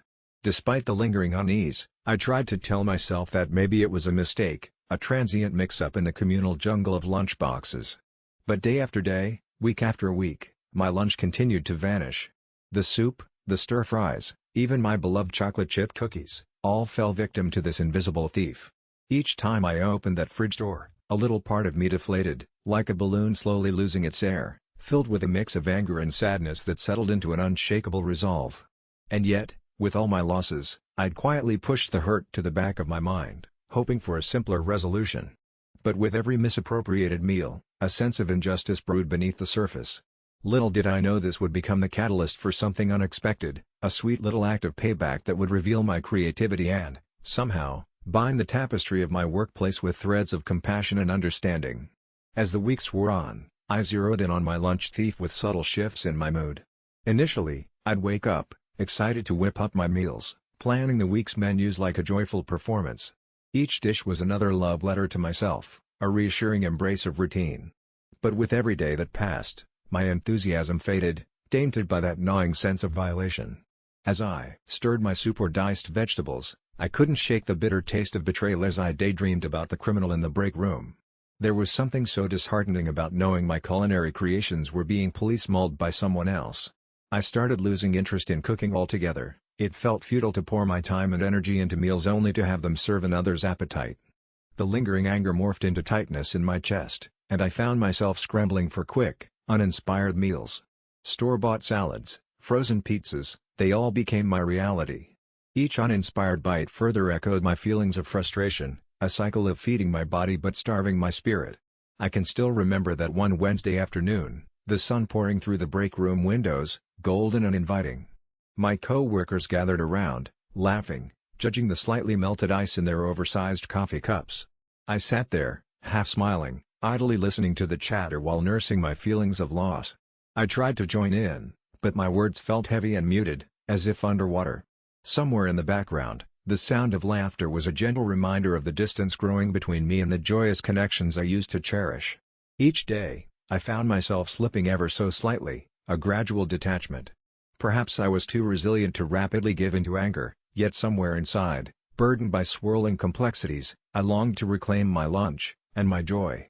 I noticed how my gaze would linger on my co-workers' lunches, admiring whatever was on their trays, savoring a kind of social echolocation. What are they enjoying that's different from my stolen plates? The irony was that while I felt isolated by the absence of my meals, it also drew me closer to the community, sharing in that shared agony of lunch decisions. More than once, I watched my lunch thief from across the room, eyeing the remnants of my meal that, unbeknownst to him, held more weight than mere calories. Did he know the care I put into each dish? The little tips I'd learned from my grandma about seasoning? Did he catch the sweetness and the heart in those stolen cookies? The longer I sat with my frustration quietly festering, the more it morphed into something deeper within me. I began to confront myself, weighing the petty triumph of revenge against my longing for a peaceful resolution. The acute pain of loss began to shift, almost like a melody changing tempo, inviting creativity in where anger once prevailed. What if, instead of feeling angry, I turned that energy into something sweet, playful, and unexpectedly kind? So I leaned into those moments of introspection. I turned back to cooking, allowing my creativity to bloom rather than wither in the shadows of grief. Each day after work, I slipped into my kitchen's sanctuary, cradling pots and pans like an artist with their brushes. I experimented, balancing flavors like thoughts, and each stir of my spoon felt like a gentle breath of light returning. In those moments, the idea slowly unfurled, a desire to confront my lunch thief not with malice, but with a thoughtful twist. I began planning a menu that bore witness to my journey, a little symphony of flavors that would breathe purpose back into my stolen lunches. I wanted to serve not just a meal, but a message of connection, paving the way for understanding rather than resentment. As I stirred a pot of fragrant chili one evening, I could almost feel my heart growing lighter, the remnants of anger turning into a canvas painted not just for revenge, but with the colors of empathy. It felt good to make plans again. And amid the simmering warmth of the chili, I realized, I would indeed get my payback. But it wouldn't just be about reclaiming my lunches, it would be about forging a new bond. Reflection, As I stood there stirring that bubbling pot of chili, I found myself unexpectedly reflecting on what this whole situation had stirred up inside me. It wasn't just the frustration of missing lunches, it was a wake-up call about my own reactions, my choices, and how quick I was to close myself off from understanding someone else's perspective. I always thought of myself as a pretty open and compassionate person, but here I was, caught up in pettiness, letting resentment stew in the back of my mind, nourishing my inner grudge rather than letting it go. In that warm kitchen, as the aroma enveloped me like a cozy blanket, I began to see my coworker not just as a lunch thief, but as someone who might be struggling in their own way. Maybe they were facing their own battles I couldn't quite comprehend. Maybe they felt lonely, or busy, or overwhelmed, and the thought of a free meal felt like a small reprieve. Was I really that different? I had moments where life felt overwhelming too, where I'd grab whatever I could just to make it through the day. I found myself asking, how could I turn this into something meaningful instead of dragging us both down with resentment? It became clear to me that it wasn't about one lunch or one stolen meal, it was much bigger. I wanted to break this cycle of negativity and create something that could potentially bridge the gap between us. Wasn't it better to engage with kindness than to reciprocate with bitterness? The more I thought about it, the more I felt a deep surge of clarity. The urge for revenge morphed into an urge for connection. This was a chance not just to reclaim what was mine, but to foster a relationship and maybe, just maybe, transform an enemy into an ally, even if we started with something as simple as sharing a meal. Building a bridge took courage, but it was a step I was willing to take. I slowly started to realize that sometimes, facing our frustrations directly can lead to an unexpected kind of relief. The act of understanding was surprisingly healing. By choosing to respond with warmth instead of hostility, I was reclaiming my power, not just over my lunches, but over how I wanted to navigate my workplace and my relationships. I felt uplifted, like a newly bloomed flower after a long winter, realizing that sometimes the warmth we long for outside is just a reflection of the warmth we create within. This journey wasn't just for the sake of my lunches anymore, it was about embracing empathy and community in a world where so many of us feel disconnected. So, while I savored the rich flavors of that chili, I also honored the shift within me, cooking up not just revenge, but the possibility of connection and understanding. And as I poured that chili into containers, I couldn't help but smile. It felt right after all. It was a late afternoon when I stepped into the break room, the delightful aroma of my homemade chili still wafting around me like a warm hug.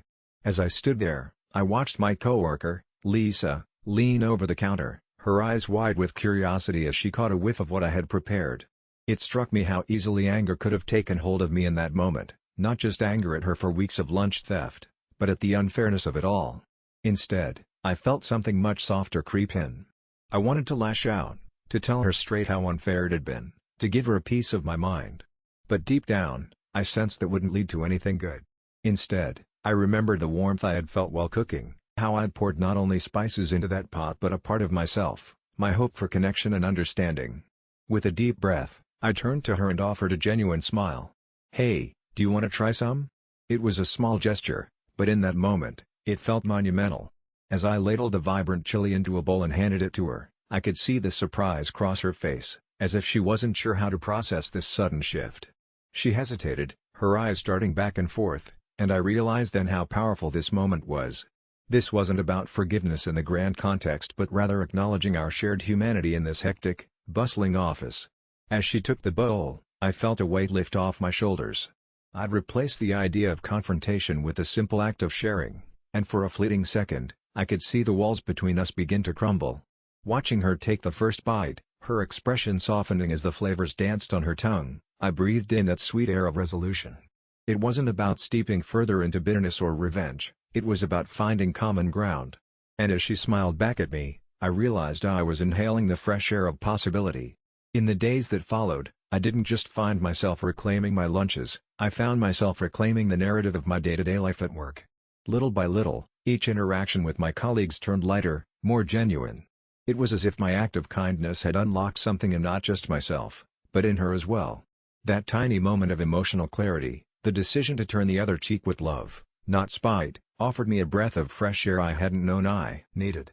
And while I still made my extra servings of chili and prepped my lunches, it wasn't just about the food anymore, it was about cultivating a space where I could turn a small act of generosity into a new beginning, encouraging others to feel less alone in our little corner of the world. Outcome: as the weeks passed, my little act of kindness blossomed into something unexpectedly beautiful. The tensions from our previous struggles began to dissipate, like morning mist giving way to the warmth of the sun. Clara, my lunch thief turned lunch friend, started bringing in her own homemade goodies to share.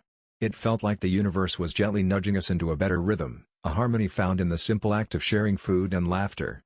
Her warm quinoa salad and banana bread found their way into our break room, and before I knew it, our small table, once a battleground of silent resentment, transformed into a gathering space full of chatter. Over bites of chili and shared desserts, we discovered common ground, stories of our families, our favorite holiday traditions, and even our hopes for the future. It was almost magical how food had the power to forge connections, to build bridges over the awkward chasms our misunderstandings had once created. I learned that beneath her initial actions was someone struggling with feeling out of place. Clara had admitted to me one afternoon as we sat across from each other, kids' drawings and work memos strewn about like leaves in the autumn wind, that the job had been tough for her. She missed home-cooked meals and a sense of belonging. And with that, I could understand. We all carried something, shadows of our pasts, the weight of expectations, and the desire to feel part of something greater. Our bond, however unexpected, became a source of comfort. It wasn't just about lunches anymore, it was about empathy, kindness, and the quiet understanding that we are all just trying to navigate this complex world. To my surprise, the more I connected with her, the more reflective I became on my own shield that I had built in response to her actions. In those moments, I realized that the greatest victory hadn't been reclaiming my lunches, but rather embracing the chance to turn a challenging situation into an opportunity for growth, both for myself and for Clara. And so, the days rolled on, filled with warm shared meals and smiles. Looking back, I felt an overwhelming sense of gratitude for the encounter. Instead of harboring animosity, I had chosen a path of compassion, and it had paved the way for something much greater than I could ever have imagined. My heart swelled with the knowledge that kindness, whether served in a bowl of chili or shared over laughter, is a powerful antidote to life's small cruelties. As I curled up in bed that night, I let the soothing warmth of those memories wash over me, knowing I had not only learned a lesson about forgiveness but had also found a new friend in our unexpected journey. The world felt a little softer that evening, and I smiled, feeling grateful for everything, especially the chili. Sometimes, the things we think are burdens can lead us to beautiful connections. It's funny how a stolen lunch can turn into a full plate of kindness, reminding us that we always have the power to choose how we rise above the small storms of life. I still remember the smell of the autumn air that danced around me the day I decided to move out. It was crisp and full of that earthy scent that only hits just before the leaves start to fall. I could hear laughter spilling from the nearby coffee shop, the sound mixing with the murmurs of conversations in the square. So ordinary. So full of life. And yet, it felt like a world I could hardly touch as I sat on the worn couch in my family's living room, wrapped in a blanket, a slice of the same lifestyle I'd known for years. It was one of those familiar Saturday afternoons where I had settled in for an unremarkable day, thinking maybe I'd call Mom later to chat about nothing in particular, or perhaps watch a deeply comforting movie for the 100th time. I had grown used to the soft hum of the house, the dull clanging of my dad in the kitchen as he prepared another one of his signature meals. The sound of my siblings laughing upstairs, their playful bickering filling the structure with a vibrant liveliness, always felt like a cozy blanket. They were sweet moments, snippets of a life I thought was safe and secure. Yet lingering beneath that surface was a bittersweet realization I'd been trying to ignore: they had forgotten my birthday again. I tried to brush it off, to tell myself that it didn't matter. Birthdays are just markers in time, right? Just another day chock full of emotional expectations that you sometimes end up bearing alone. But as I sat there, scrolling through old messages and Instagram posts from friends who celebrated me from afar, the muted ache crept in like a chill. The constant hustle of life had carried them away, like dandelion seeds caught in the wind, and as those seeds drifted further, so did my voice in the crowd. I could almost hear my own heartbeat against the walls as I realized, there would be no call, no cake, no laugh shared just for me. It was a lonely kind of silence, the kind that invites thoughts you'd rather keep at bay. I had spent so many of my past birthdays wishing for small moments of recognition, little reminders that I existed in this space, proof that all the grounding we've created as a family meant something to someone. Deep down, I longed for them to see me. So, on a hunch fueled by heartbreak and a need for something different, I made a choice. Like the lightest gust of wind that sends leaves swirling off a branch, I decided it was time to unroot myself. I didn't tell anyone, it felt too big to share, too vulnerable to express how the air had changed for me. Instead, my suitcase became a vessel for all the little memories I needed to carry, And as I quietly packed my things, I knew I was stepping into an unknown that felt both daunting and oddly freeing. And with each item I folded away, I wrapped up not just clothes and knickknacks but pieces of that ache I had felt for far too long. Somehow, with every zipper I pulled, I was moving towards something new, leaving behind the tender, invisible thread that bound me to their silence. It all built up to that moment, a soft crescendo of quiet disappointment. It was a Wednesday, another ordinary day in a stretch of ordinary days that felt like they might stretch on forever. I woke up with sunlight filtering through the curtains, the golden rays casting warm shapes on the wall. It should have felt like any other day, but underneath the layers of normalcy, a gentle reminder fluttered in my chest. Today was my birthday. I had left hints everywhere, like scattered petals, small moments where I hoped someone would notice. My sister had asked what I'd like to do for dinner, and I casually mentioned a few places I'd been wanting to try. I even dropped a "remember how we used to make a big deal of birthdays?" into casual conversation just to stir something, a spark, a recognition. But the days melted into one another, and I could see how absorbed everyone was in their own lives, moving like clockwork through their routines. As the clock struck 6, I felt that familiar flutter of disappointment start, like a gentle wave washing over a sandy beach, only to recede and leave an emptiness behind. I made dinner for myself, stirring the pasta and imagining, just for a moment, that maybe someone would just saunter in with a half-baked cake and big smiles. I wanted to believe that one of them would unfold the door with a surprise song or stumble in with an armful of thoughtful little gifts. Their faces, lit with happiness at the chance to celebrate me. But as the evening drew closer, the familiar silence surrounded me, wrapping me in a thick blanket of solitude. The phone didn't ping with messages, the house remained still and heavy with the weight of unspoken words. I sat at the table for one, twirling the spaghetti on my fork, every bite feeling tasteless without laughter echoing around me. The realization settled in, a balm over a wound I had kept hidden for too long. "Happy birthday to me," I whispered, the words tasting bittersweet on my tongue. It was then I understood that no one else appeared to remember. I could feel my heart folding in on itself, like a flower wilting at dusk, longing for the sun that had disappeared. That whisper of thought carried something profound. Maybe it was time to cultivate my own garden away from the neglect, to breathe new air somewhere unforeseen. With a sigh, I put down the fork, feeling the weight of my sadness shift and resolve within me. I had the power to change my tune. And just like that, I began to plan silently, the pages of a new chapter turning gently, waiting to be written in the vibrant colors of my own choosing. As the days drifted on, the decision I had made slowly seeped into every crevice of my life. It felt like a slow dance with nostalgia, one where each step drew me further away from the familiar comforts of home, tiles I had walked on for years, old pot plants that had grown alongside me, and the clinking of dishes echoing from the kitchen as my family went about their routines, unaware of the invisible thread that now pulled me away. I began to pack when the house was engulfed in its nighttime stillness, each quiet crinkle of tape wrapping dreams and memories in reinforced cardboard. My belongings became a collage of laughter and heartbreak, trinkets that housed echoes of shared stories. I would pick up an old t-shirt, worn and faded from countless washes, and smile softly at the scent of cedar and thyme that's lingered around it. That t-shirt had been my comfort through sleepless nights, like a hug that didn't have a voice. Now, it sat in a box labeled "Keep," somehow transforming into a remnant of a life I was leaving behind. Each morning, I'd rise before dawn, the air crisp as if it, too, was holding its breath. As the sun broke over the horizon, I would walk through the quiet corridors, the shadows of family members asleep behind closed doors.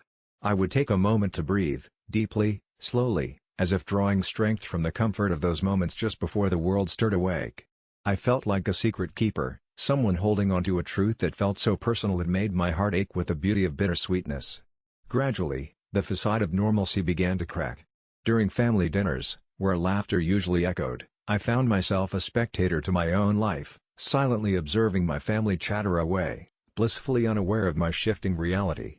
They talked about their days, their triumphs, and their plans, oblivious to the growing distance I was nurturing in my heart, like a small, tender shoot striving towards light. "Are you okay?" my sister asked one evening, concern painting her features. For a fleeting moment, I considered spilling my heart, revealing how the forgotten birthday had pricked at a wound, how the unacknowledged mattered in unremitting ways. But as I looked into her eyes, filled with love yet tinged with the typical familial oblivion, I realized conveying my hurt felt unnecessary. I wasn't seeking pity, I just needed to step back, to regain the autonomy of my own heart. So, I offered her a smile instead. "Yeah, just a little tired," I replied, trying to disguise the complexity of my feelings behind a veil of normalcy, tucking away the sorrow in the intricate folds of my being. I felt a sense of peace fill the room, a delicate quiet that represented the powerful calm in my decision.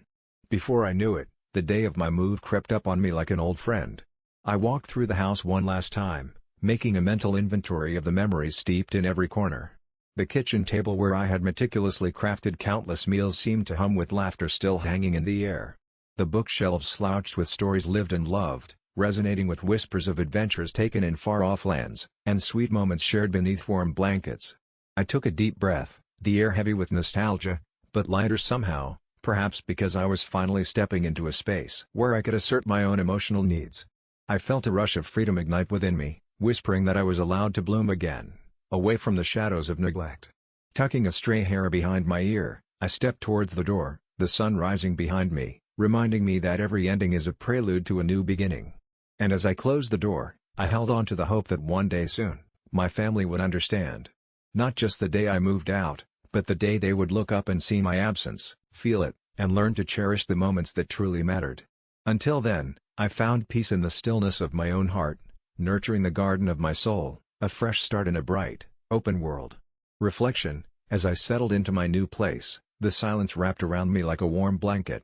I never knew how much I'd longed for it, this space carved just for me, where the only echo was my own thoughts. The walls, bare but alive with promise, allowed me a moment to breathe. Sometimes, I'd pause and look around, noticing how the light poured in through the windows, illuminating dust particles dancing in the air, like tiny reminders that life continues to flow even in still moments. At first, I thought moving out would be a rebellious act, a loud shout into the void begging to be acknowledged. It felt almost necessary, a way to step back from the hidden expectations, the subtle neglect that crept into my family dynamics like a fog. But as the days turned into weeks, I began to understand something deeper about my choices. It wasn't just about them forgetting my birthday, it was about forgetting myself amidst their noise. In those quiet mornings, sipping coffee and watching the world wake up, I discovered I had been holding on to a kind of hope that was more about longing than fulfillment. I had conjured dreams of family gatherings where we celebrated each other fully, birthdays, anniversaries, or just moments of laughter. But as their absence took shape around me, I realized those dreams felt more like chains than wings. The hope of their recognition had dimmed my own light. I started to reflect on how often I molded myself around others' needs, bending, folding, and sometimes shattering, just to fit into the tapestry of their lives. But living alone felt like reclaiming those pieces I had lost. I learned to embrace the fact that my worth was not tied to the attention or affection from my family. Their neglect became a soft nudge toward radical self-acceptance. I could only control my own heart, and I wanted it to be a sanctuary rather than a battleground. Gratitude began to seep in, too. I was thankful for the lessons learned in the shadows, that I shouldn't have to shrink for others to feel whole. I started seeking out friendships that filled my cup, standing by those who illuminated my world even when my family struggled to see.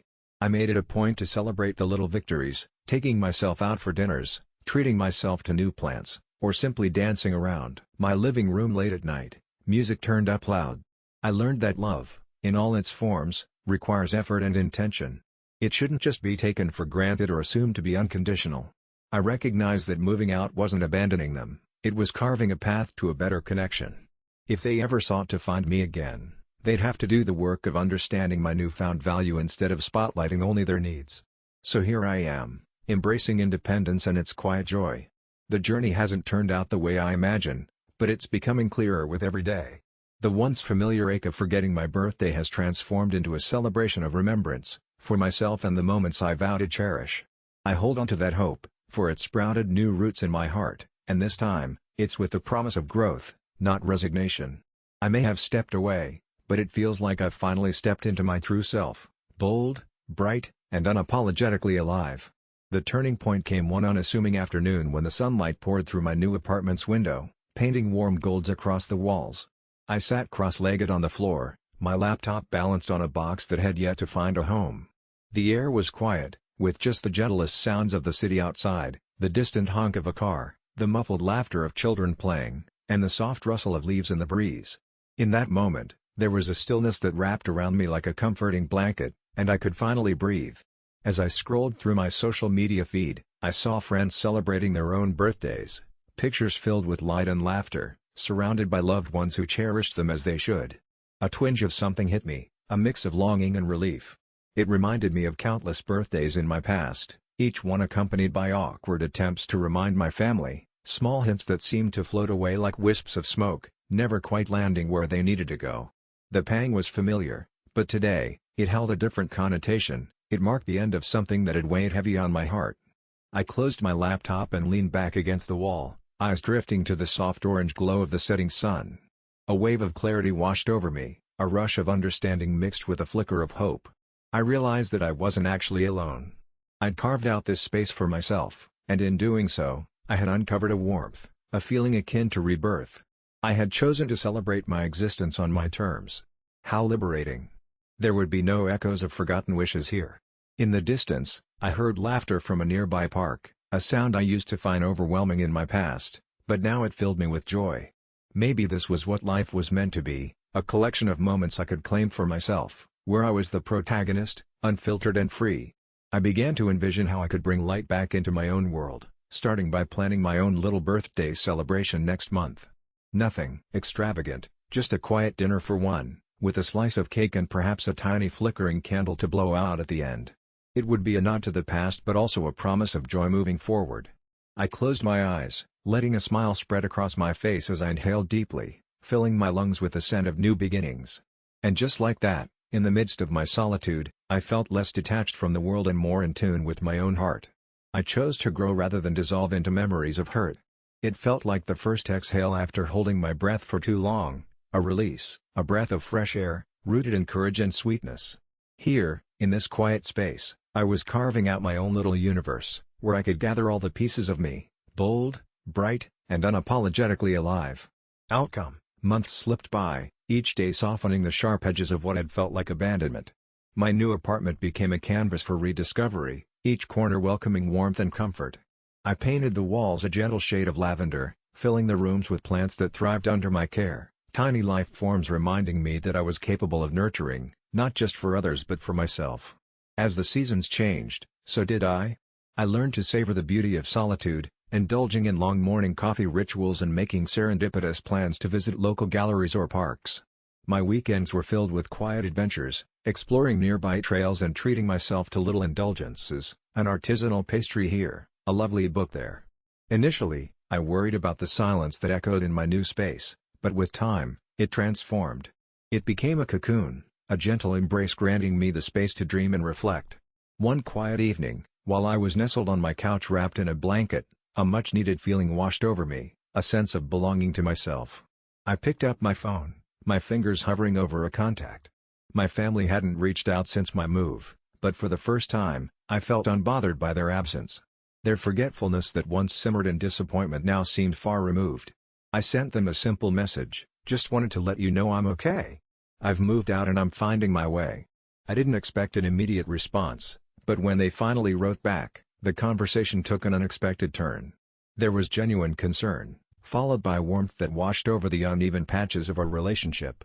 They didn't apologize for the forgetfulness, but they acknowledged it, and with that, something shifted. Before long, we were talking more frequently, catching up over video calls, and sharing our mundane yet comforting routines. It wasn't perfect, but it felt like a fresh canvas again, fragile yet full of possibility.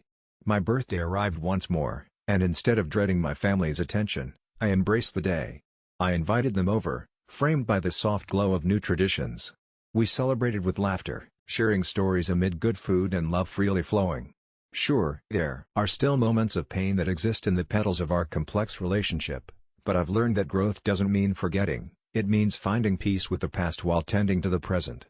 And so, on that quiet birthday night, with cake in hand and surrounded by those I loved, I closed my eyes once more, whispering a quiet wish for exploration and connection, as I welcomed every new year with an open heart, ready to dance through the delicate journey of life ahead.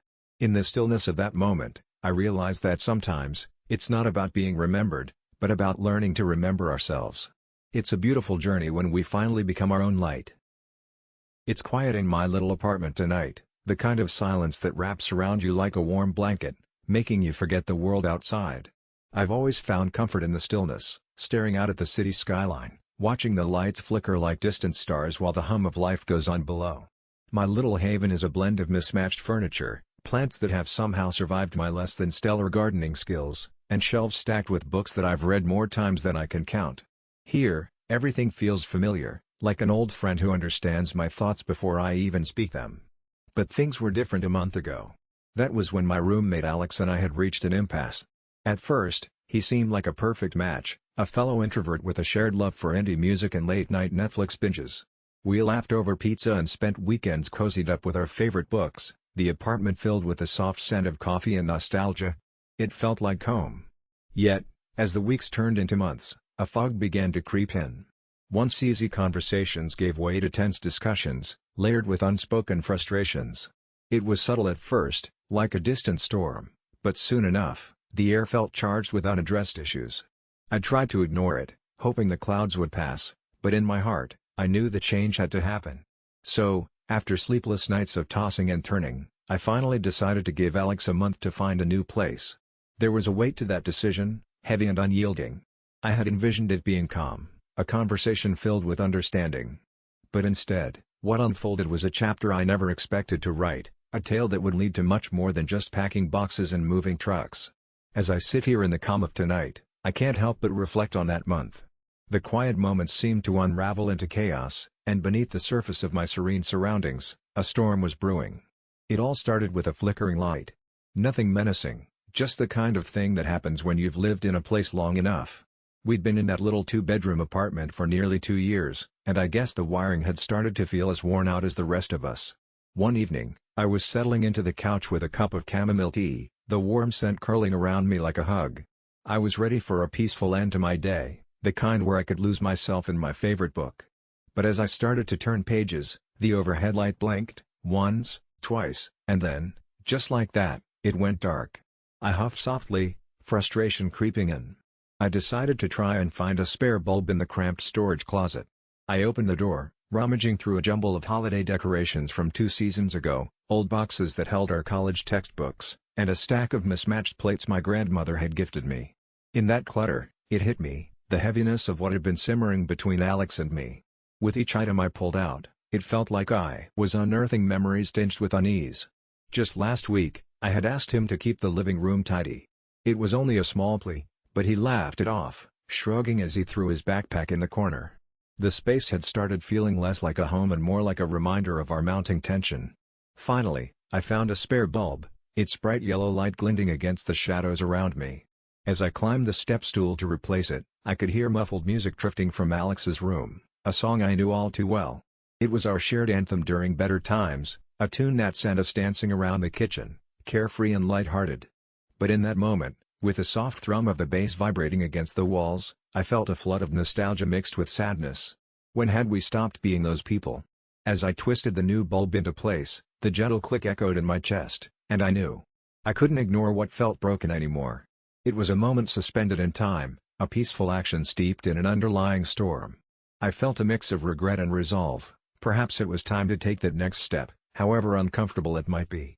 Little did I know, asking Alex to find a new place would spark something far beyond my intention. I stepped back, flicked the switch, and light spilled into the room, the darkness running away. Just like that, I was faced with the brightness of our realities, and I was left hoping it wouldn't burn too brightly before the moment had passed. In the days that followed, I tried my best to hold on to the flickering embers of our once vibrant friendship, but every time I walked through the door, the air felt heavier, charged with an unspoken tension. I could sense it, a perpetual knot in my stomach that churned whenever I glanced toward his half of the living room. The couch sagged under the weight of unshared laughter, and the coffee table was littered with remnants of his past, not just the stale chips and empty soda cans, but memories that felt more like ghosts than reminders of our camaraderie. I settled into my routine, stifling the longing for warmth and connection. My mornings took on a familiar rhythm, the aroma of fresh coffee a small comfort as I pulled myself from the well-worn sheets. But even that simple pleasure began to fade. With each sip, I tasted the bitterness of our unresolved conflict.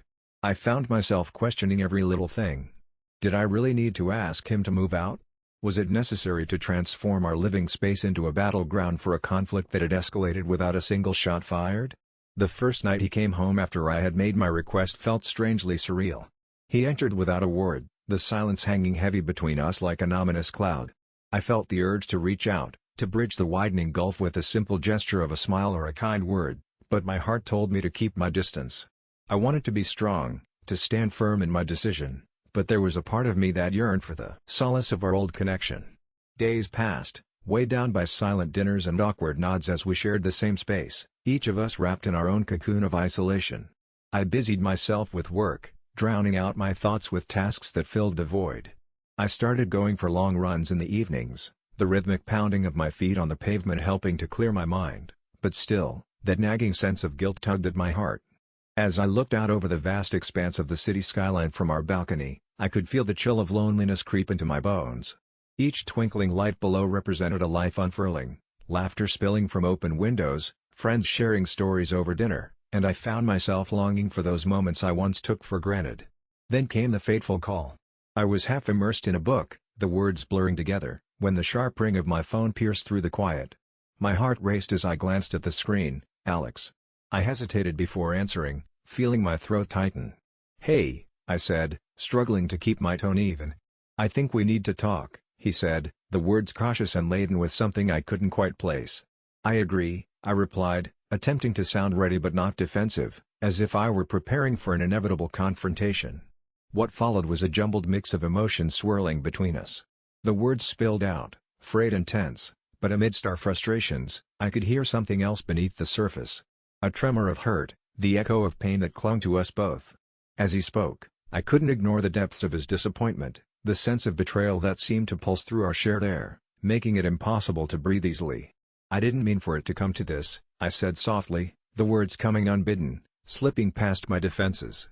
The moment felt like a pause in the tension, where I hoped maybe, just maybe, we could both step back for a moment and see it through each other's eyes. He didn't reply right away, and I could almost hear the grinding gears of his thoughts, shifting under the weight of my admission.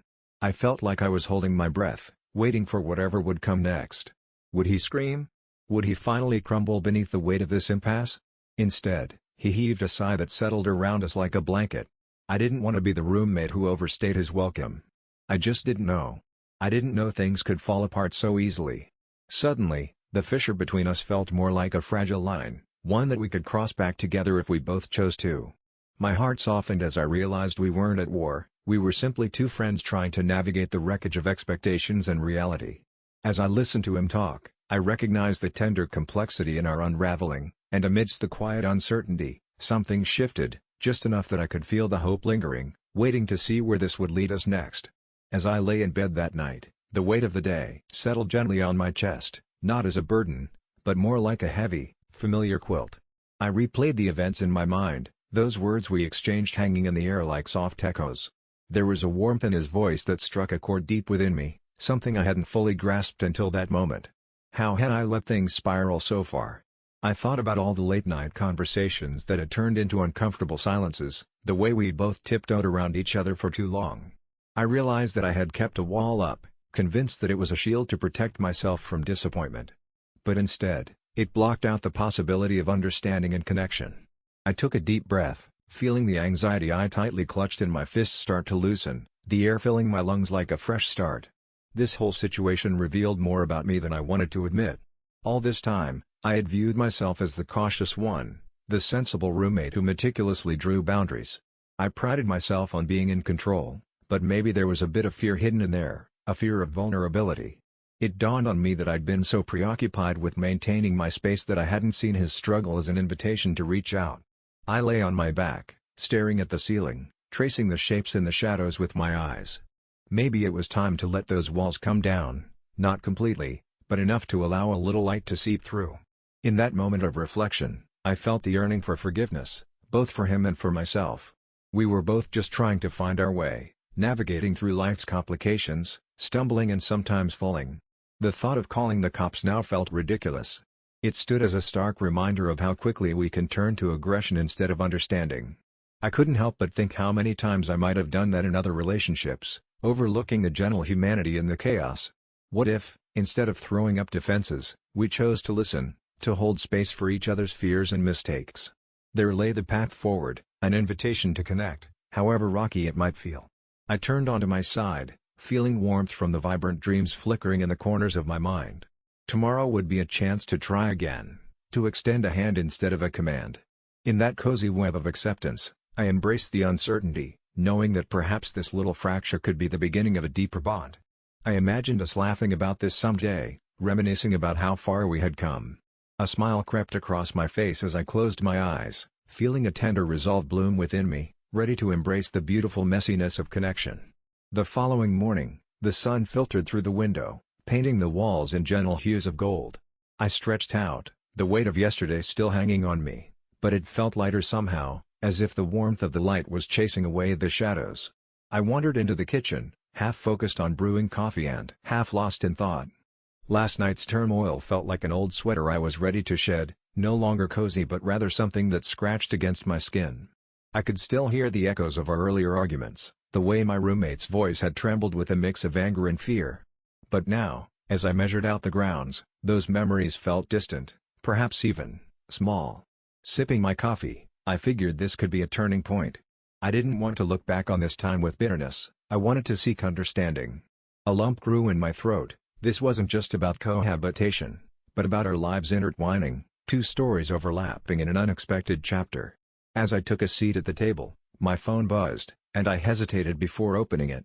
Chat notifications were buzzing in like curious fireflies, but I only had room in my heart to focus on one thing, my roommate and the path ahead. Maybe I could suggest a truce, a fresh start that didn't feel like a standoff. I could meet him in the living room, extend an olive branch instead of bracing for confrontation.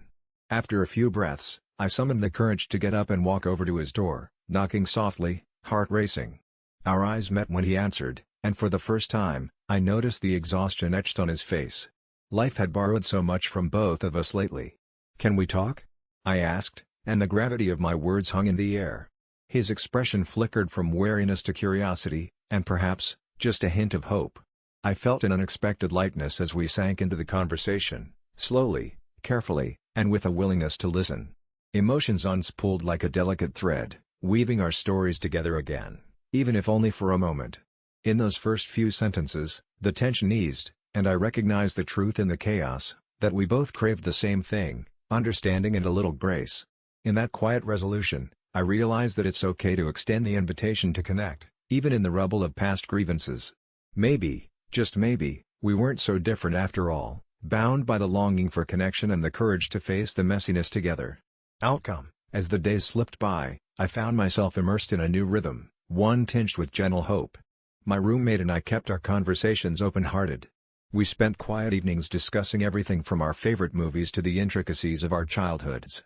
Little by little, the walls that had felt so impenetrable began to crack. There was laughter again, awkward at first, but it blossomed, filling the corners of our shared space with a warmth that had long been absent. But the month crept on, a bittersweet countdown embedded in the back of my mind. I had initially given him that timeline not out of bitterness but necessity. I needed my own sanctuary, a place where I could breathe without the weight of lingering resentment. Still, as the last week approached, I wrestled with a twinge of reluctance. I had come to care for my roommate in this newfound way, our friendship like a delicate flower that thrived despite the unexpected frost. When the day finally arrived, it felt surreal. I could sense a heaviness between us, an unspoken acknowledgement that our lives were about to diverge once more. After packing boxes and sharing tea, we stood in the living room, our eyes finding each other in a fleeting moment of understanding. I took a deep breath, feeling both loss and gratitude intertwining within. Just as he was about to leave, he paused and turned to me. "Hey, I know it's been rocky, but I'm really thankful," he said, his voice soft yet fierce. It hit me then that our journey had come full circle, that this chapter might be ending, but the story didn't have to. In a surprising twist, we exchanged numbers, promising to check in, to reach out when we needed a friend. I felt a weight lift as I watched him walk away, no longer just a roommate but someone I had built a bridge with, however fragile it may be. Weeks turned into months, and we kept our promise. A text here, a call there, each one a ripple in the calm waters we had created. It felt good to know that even though we had shared a dwelling, we had also built a connection, proving that from conflict can emerge the delicate blooms of understanding. Life continued to unfold, soft and unpredictable, teaching me that even assertions of boundaries could be a gentle invitation for empathy. I learned that giving someone space doesn't mean shutting them out. Sometimes, It means making room for a renewed bond, one that, while perhaps tender, held the strength of shared stories and silent understanding. And in a way, I welcomed each day, nurturing the memories and hope, knowing that sometimes the universe conspires in surprising ways, reminding us of the beauty that arises when we choose to forgive, to listen, and to love deeply, even amidst the chaos. Final thought: in the end, I realize that every farewell can hold the promise of a new hello, if only we allow our hearts to guide us through the darkness. Every ending is but a gentle whisper of possibility, reminding us that love can blossom from even the most tangled roots. I've often found myself sitting in my small, dimly lit apartment, the soft amber glow of a single desk lamp casting gentle shadows on the walls. The quiet hum of the city outside is a constant reminder of life's relentless march, but in this space, time feels like it's suspended, like a cozy cocoon where I can retreat from the world and reflect. I'm Jason, a 28-year-old with big dreams that didn't quite fit into the neatly prescribed boxes of adulthood. For as long as I can remember, I wanted to work in creative storytelling. Words have always been my fortress, a place where I could mold narratives and breathe life into characters, where I felt powerful and free. But those dreams were usually met with raised eyebrows and gentle mockery from the people I grew up with, turning a passion into a joke in their eyes.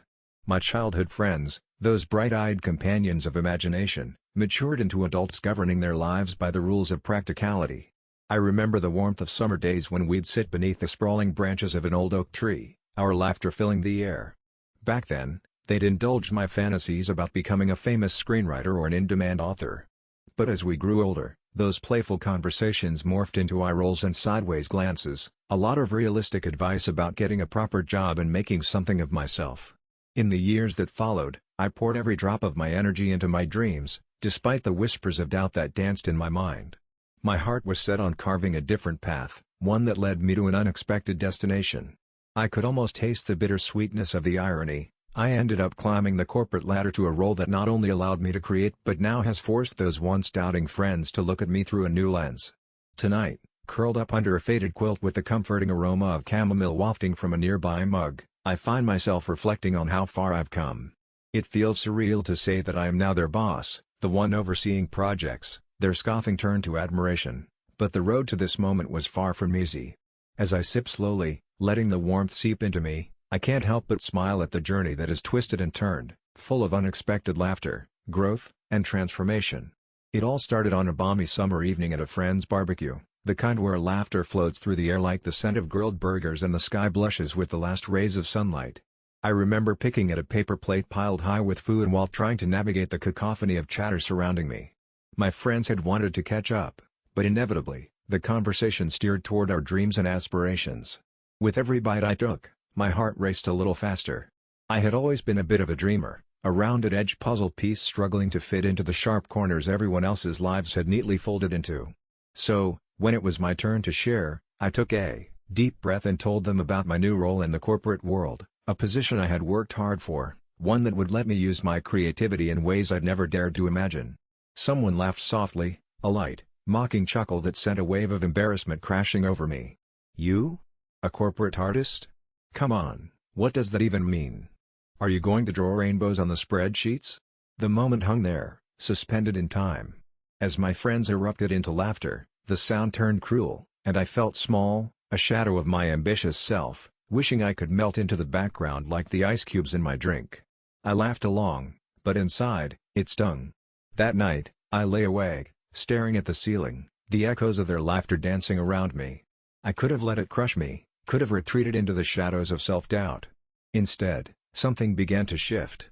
I thought of all the late nights spent editing, the countless portfolios polished until they glisten, the rejections that had only fueled my fire.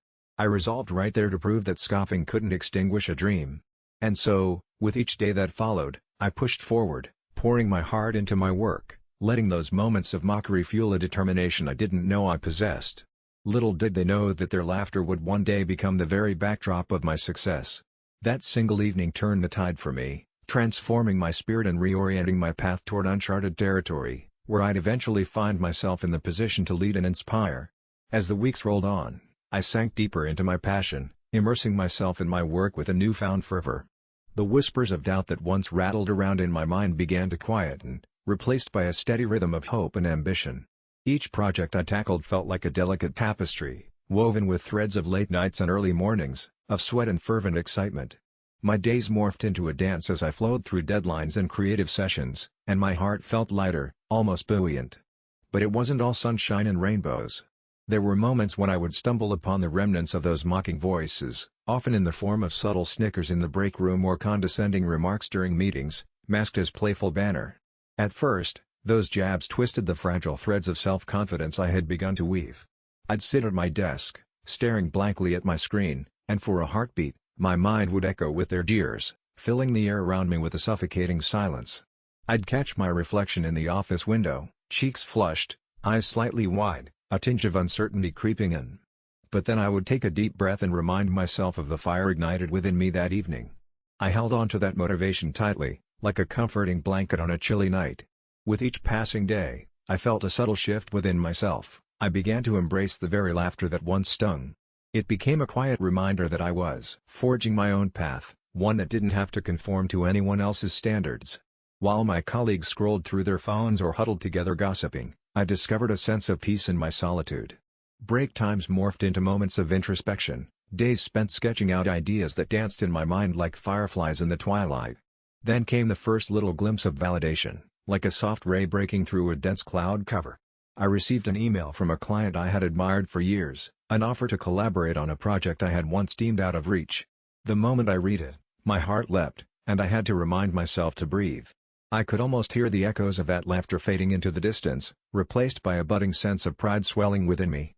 It was as if the universe was whispering, "See? You were meant for this." The subtle changes in my daily life became palpable. I smiled more often, a warmth radiating from my chest whenever I tackled new challenges. I drifted through my workdays with a sense of purpose that drew curious glances from my colleagues. Some seemed to be watching me with a newfound respect. Others had begun to ask questions, seeking my input. Conversations shifted, inquiries came that were more thoughtful, less dismissive. I took it all in with a measured sense of gratitude, realizing that each word exchanged was another step toward bridging the chasm that once lay between us. Late evenings often found me hunched over a warm cup of tea with my laptop open, reflecting on the journey thus far. There were times when I caught myself smiling at the absurdity of it all. Who would have thought a few sneers could blossom into something so transformative? The laughter of those who based their worth on ridicule gave way to the soft soundtrack of my dedication. And I sat there, bathed in the glow of my screen and personal triumphs, knowing that every tear and every chuckle led me to this moment. And so, with each gentle tick of the clock, I continued to grow. I marked the days, each a testament to resilience.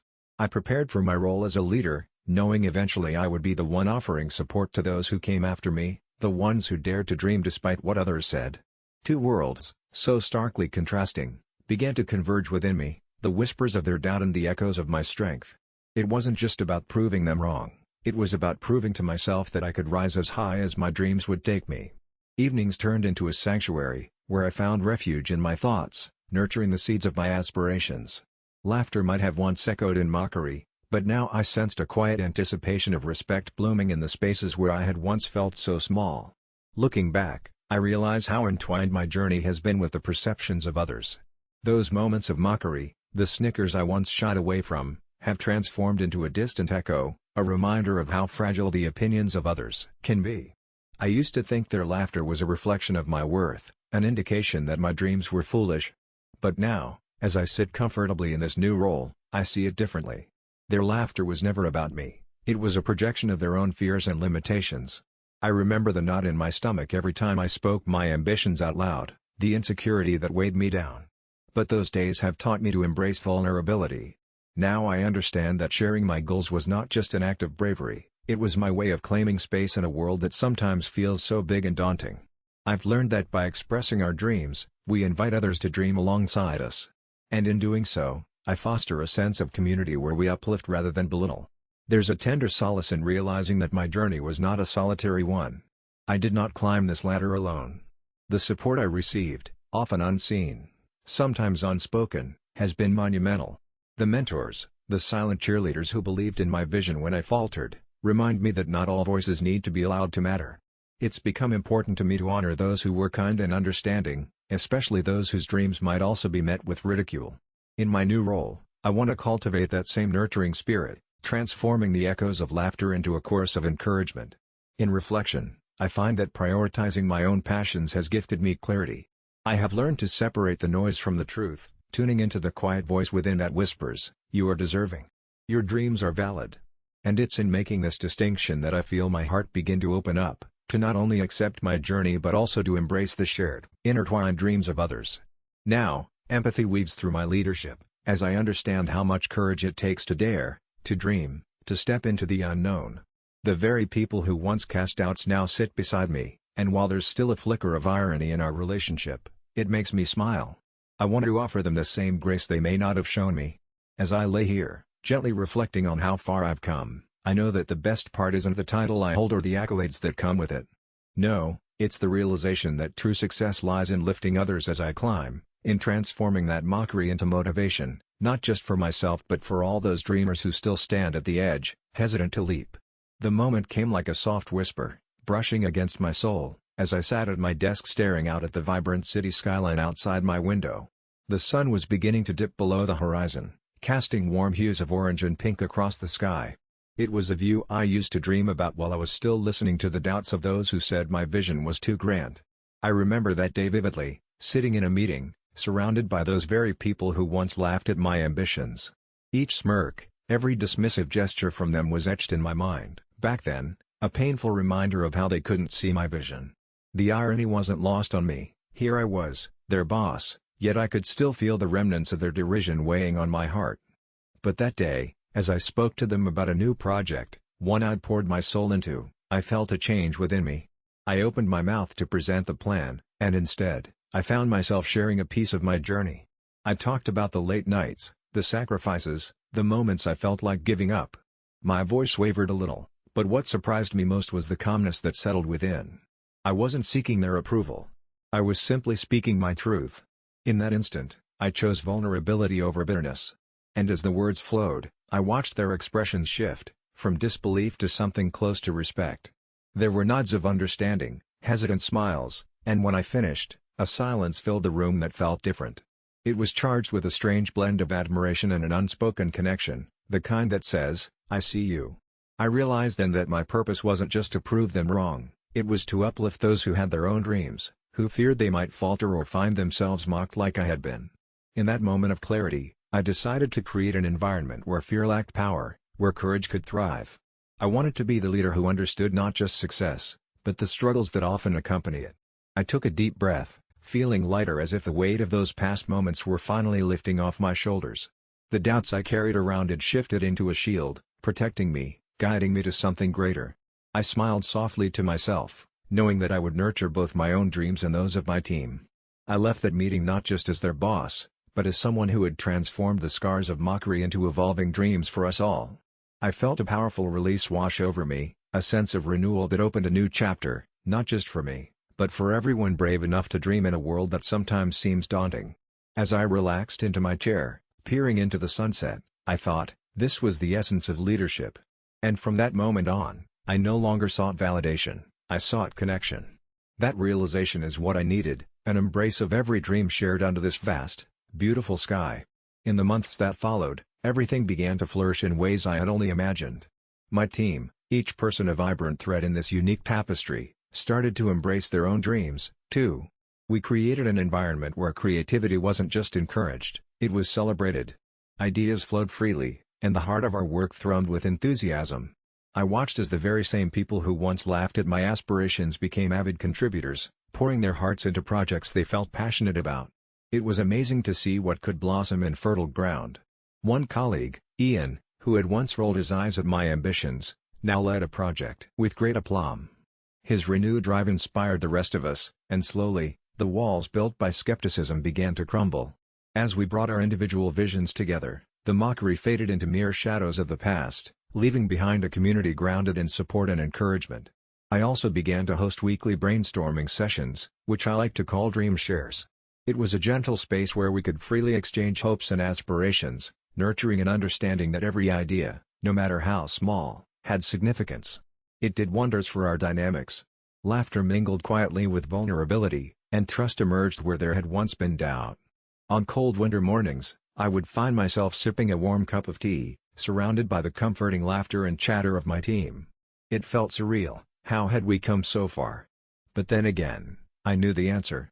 It was simply a shift, one fueled by our willingness to believe that we could be more than what others had initially perceived. Yet, it was not exclusively smooth sailing. At times, we faced setbacks. Projects didn't always go as planned. But rather than losing heart, we learned to view failure as a part of our journey. Each obstacle became another point of connection, another opportunity to grow together. It was in our shared struggles that friendships deepened, turning colleagues into a second family, one that respected dreams, not merely tolerated them. As I sit here now, gazing into the soft, curling edges of a glowing sunset, I realize I've found a peace I hadn't anticipated. In choosing to embrace vulnerability and reject validation as my compass, I discovered a softer, more powerful form of leadership, one where dreams ignited a passion that could benefit everyone. Through every mockery, every instance of doubt, I learned that transformation isn't just possible, it's a gift we can give each other. My story became, not a tale of revenge, but a lesson in resilience. I wanted my journey to be more than vindication, it was a celebration, a reminder that our dreams are worthy of blooming amidst the skepticism of the world. I closed my eyes, letting the warmth of this newfound freedom wash over me. And as the stars began to twinkle in the evening sky, I smiled, grateful for the alchemy of dreams and the quiet beauty of connection. There in that serene moment, I knew the best was yet to come for all of us. In the end, it wasn't about proving them wrong but about proving to myself that dreams do matter, that they grow even in the harshest soil. Life has a curious way of turning our doubts into stepping stones, reminding us that sometimes, the journey itself leads to the sweetest destinations. It's a quiet night here, the kind where the world outside feels like an echo, and the only sound is the soft rustling of leaves against the window. I'm curled up in my favorite chair, the one that has molded itself to my shape after countless hours of reading and reflecting, and I think back on everything that led me to this moment. There's something about the stillness that brings both comfort and clarity, even as my heart feels heavy.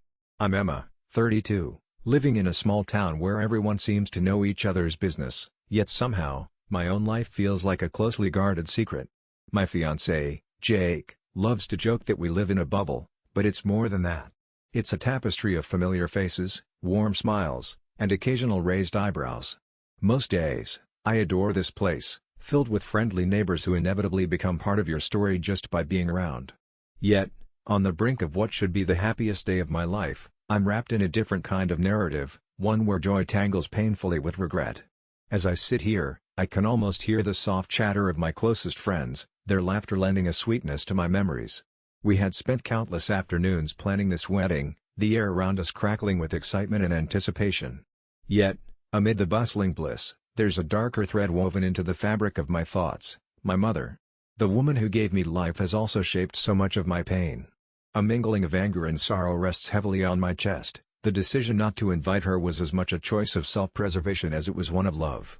With every sip of chamomile tea, the warmth seeps into my bones, yet my heart still aches.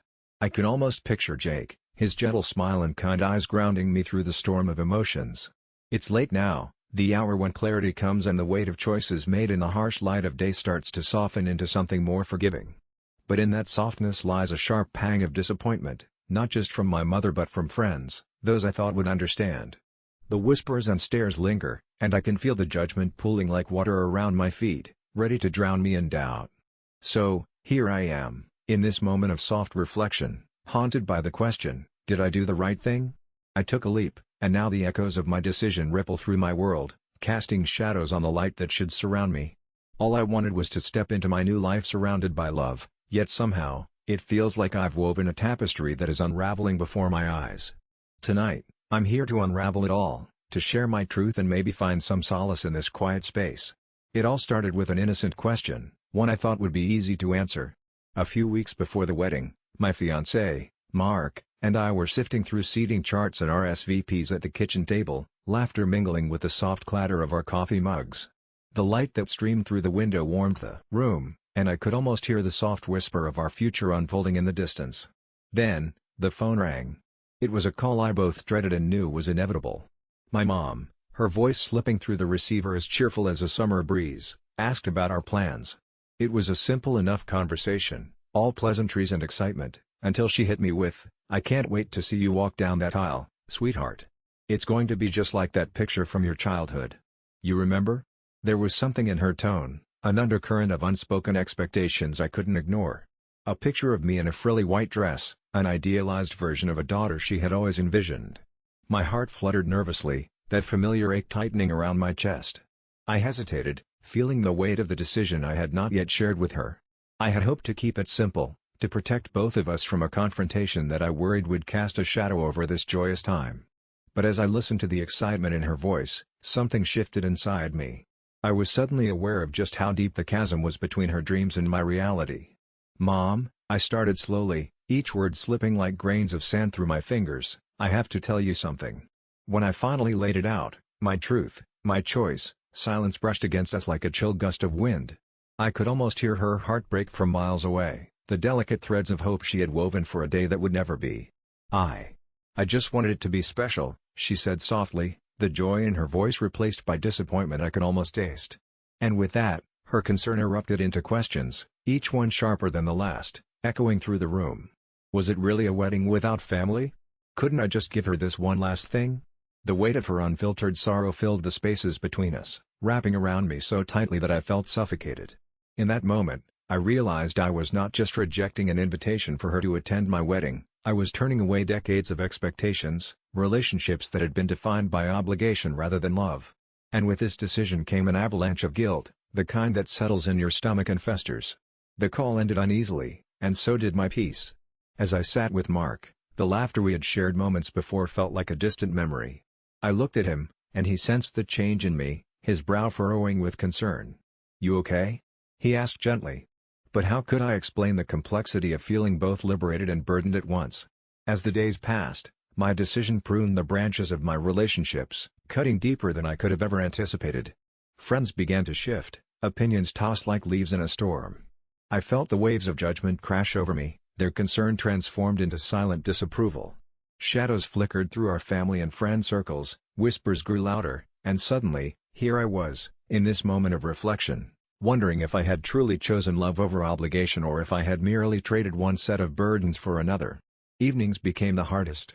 I'd sit by the window, watching the sun sink deeper into the horizon, the sky painting itself in shades of orange and purple, a beautiful farewell to another day. But inside, I felt like a storm cloud, heavy and gray. Each gentle breeze that brushed against my window felt like a reminder of what I had done, and as the light faded, so did my sense of clarity. I would hear whispers in my mind. "Why did you shut her out? You're creating a rift. Is your happiness worth this chaos?" It was exhausting, this constant dialogue with myself. I could almost see the disappointment in my friend's eyes, like mirrors reflecting parts of me I was beginning to hate. I had always been the peacemaker, pouring love into relationships like a gardener tending to fragile blooms. But now, I was a wilting flower, craving reconnection while grappling with an overwhelming sense of guilt. The weekend after I sent out the invitations was particularly difficult. I'd planned a gathering with my closest friends, a way to bask in the warmth of collective joy. But as I watched them laugh and reminisce, a knot twisted in my stomach. My heart felt like it was being pulled taut, all the laughter that filled the room drummed a harsh rhythm against the inner silence growing within me. It was as if I had placed a glass wall between us, they could see me, but I couldn't feel their warmth. "Let's take a picture." Someone beckoned, a moment of joy gleaming in their eyes. I didn't move, rooted in place by a pang of solitude. The camera flashed, and I forced a smile that felt more like a wince. The photo captured the moment perfectly, lightness and happiness, but the echo of that moment felt hollow. I was physically present, yet emotionally absent. Later, as I lay in bed, the weight of my choice enveloped me. I stared at the ceiling, tracing the patterns of the paint with my gaze, wondering about all the moments we wouldn't share. My mom had always been my biggest supporter, and the absence of her presence felt like a missing puzzle piece. I had envisioned my wedding day filled with laughter and tears of joy, her face shining with pride.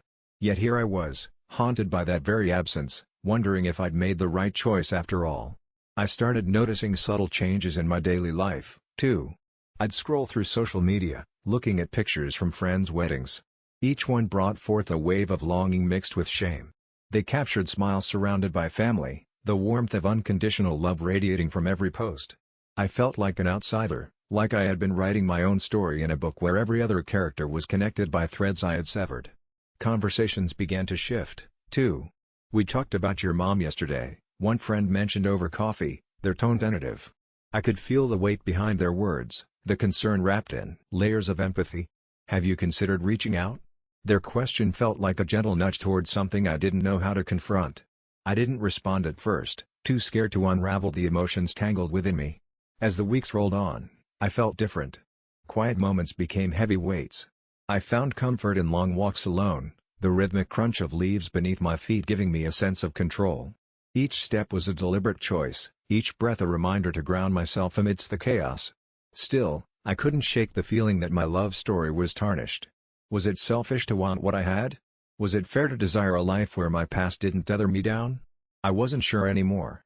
I felt torn between this painful solitude and the longing for the connection I had always cherished, slowly realizing that love and obligation don't have to be mutually exclusive. Instead of allowing the tide of resentment to wash over me, I found space to grow within it. And while the warmth of understanding from friends felt like a shrinking ember, I began to wonder if perhaps, in confronting my feelings, I could create a spark, something powerful enough to bridge the gap between a choice born from heartache and the love that still resided deep within. As I sit here, reflecting on the whirlwind of emotions that led up to my wedding, I can't help but feel a gentle shift inside me. At first, I was buried under this heavy blanket of guilt and isolation, thinking everyone was judging me for choosing to leave my mom out of such a monumental moment in my life. I was consumed by the chaos of what ifs. What if I had invited her? What if she had changed? What if things had been different? But over time, something unexpected happened. I started to peel back the layers of my memories and feelings. I began to realize that my decision wasn't just about saying no to my mom, it was an affirmation of the life I wanted to build. It was okay to honor my needs and boundaries, even if it made others uncomfortable. The clarity washed over me like sunlight breaking through dark clouds. I remembered, it is okay to want joy and peace, especially after years of heartache. I thought about the love I had with my partner, how free and unburdened I felt with them beside me. I recalled the bright laughter of our friends, the joyfulness that surrounded our shared moments. Those connections were real, they were vibrant, and they deserved to be celebrated without shadows of the past looming over them. In light of this reflection, I realized I could gently hold space for my mom, not out of obligation but out of understanding. I could acknowledge the love that still existed despite our complicated relationship. It doesn't mean I have to invite her into every significant moment of my life, it means I can extend compassion toward her, both for what she was and for the mother I wished she could be. With this newfound perspective, I understand that it's okay to draw boundaries with love. It's not selfish, it's self-care. I can choose to build my life surrounded by those who lift me up, while still hoping for healing and connection with my mom, even if it takes time. So now, as I prepare to embark on this journey with my partner, I hold both the joy of new beginnings and the bittersweet echoes of my past. I give myself permission to feel proud of my choices, knowing that they came from a place of deep introspection, not malice. And perhaps, this is where the true beauty of my story lies, not in choosing to exclude, but in choosing to grow, holistically and authentically, in love. Just as the sun dipped below the horizon, casting a warm glow across my living room, I found myself sitting cross-legged on the floor, staring at a pile of wedding invitations stacked neatly beside me. The scent of lavender from a nearby candle wafted through the air, wrapping around me like a gentle hug. It was one of those rare moments when time seemed to pause, allowing me to gather my thoughts and feelings without interruption. I closed my eyes and inhaled deeply, letting the calmness wash over me. In a world swirling with opinions, judgments, and voices pulling me this way and that, I realized I had been holding my breath. I had been caught in the whirlwind of guilt and disappointment, worrying about how my choice to not invite my mom to the wedding would be perceived by others. But now, I was beginning to sift through the noise. I opened my eyes and looked around my space, where laughter and love filled the air during our planning weekends. It dawned on me that the people who gathered around us, cheering us on, were not just witnesses to our love, they were the roots that would help me grow into who I wanted to be, free from the shadows of my past. The flickering candlelight caught my eye, and in that moment, I realized I had the power to create my own narrative. I could honor my past while still stepping boldly into my future. I remembered the warmth in my partner's eyes, their unwavering support through the chaos. I thought about the family we were creating together, grounded in understanding, strength, and kindness. The tension in my chest began to melt away, replaced by the soft glow of clarity. I didn't have to carry the burden of guilt anymore. I could still wish my mom well, even from a distance, and leave the door open for healing without sacrificing my joy. It felt like untangling a knot I didn't even realize had tightened around me. With a newfound sense of freedom, I picked up one of the invitations and smiled at the beautiful calligraphy. I could write my own story, a story that acknowledged my wounds, yes, but also celebrated my triumphs, my growth, and the love that surrounded me. I wasn't choosing to exclude, I was choosing me, and in doing so, I was allowing space for possibilities I hadn't dared to entertain before. So, in that quiet, fragrant moment, I gently placed the invitation back down, my heart lightening with each breath. I could embrace the joy ahead and the world I was about to build with my partner, buoyed by the love of those who truly mattered. And that felt like enough. It felt like home. As the wedding day approached, I faced a gentle whirlwind of emotions. I'd anticipated tension with my family, but the surprise came from unexpected sources. My friends, those cherished souls who had stood by me through thick and thin, showered me with love and support. They understood my decision, and they respected it. It filled me with warmth to witness their unwavering belief in my choices. When the day finally arrived, it was a tapestry of joy and laughter, woven from the threads of stories shared and memories made.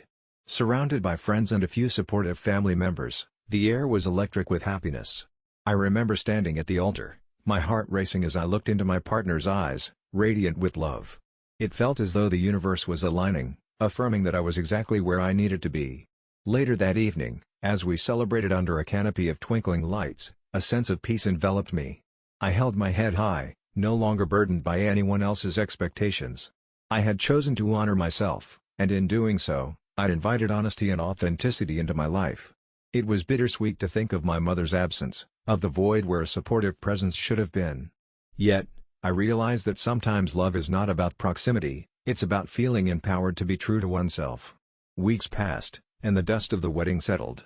Conversations with family were understandably strained, but I was met with a surprising wave of understanding from some, those who saw me for who I truly was, not just as a reflection of their own desires. In quiet moments, I'd remind myself of the strength it took to make my decision. I began reaching out to those family members, sharing snippets of my life and my happiness, inviting them to be a part of my journey, but on my terms. While not everyone in my family understood or agreed, my willingness to reconcile slowly shifted the atmosphere. The understanding that our relationships could evolve and grow, even if imperfectly, became a soothing balm for my soul. And so, as days turned into months, I nurtured my newfound freedom alongside the relationships that mattered most. I embraced the notion that love is not about having everyone at the table, sometimes, it's about curating the space that reflects who you are. It was a lesson in self-acceptance, an ethereal, bittersweet reminder that every ending can lead to a new beginning. I still carry a little heartache, and some days, the absence still stings, but I no longer hold it as tightly. With every sunset that fades into a starry night, I find comfort in knowing my story is mine to tell. I am still here, blooming where I'm planted, creating my own happiness while cherishing the love that surrounds me, always learning, always growing. And that, I've found, is the true essence of home. Final thought: in letting go of what doesn't serve us, we often find what truly does, like the soft light of dawn that gently breaks after the darkest night. Sometimes, the heart knows a way forward that the mind can't yet see.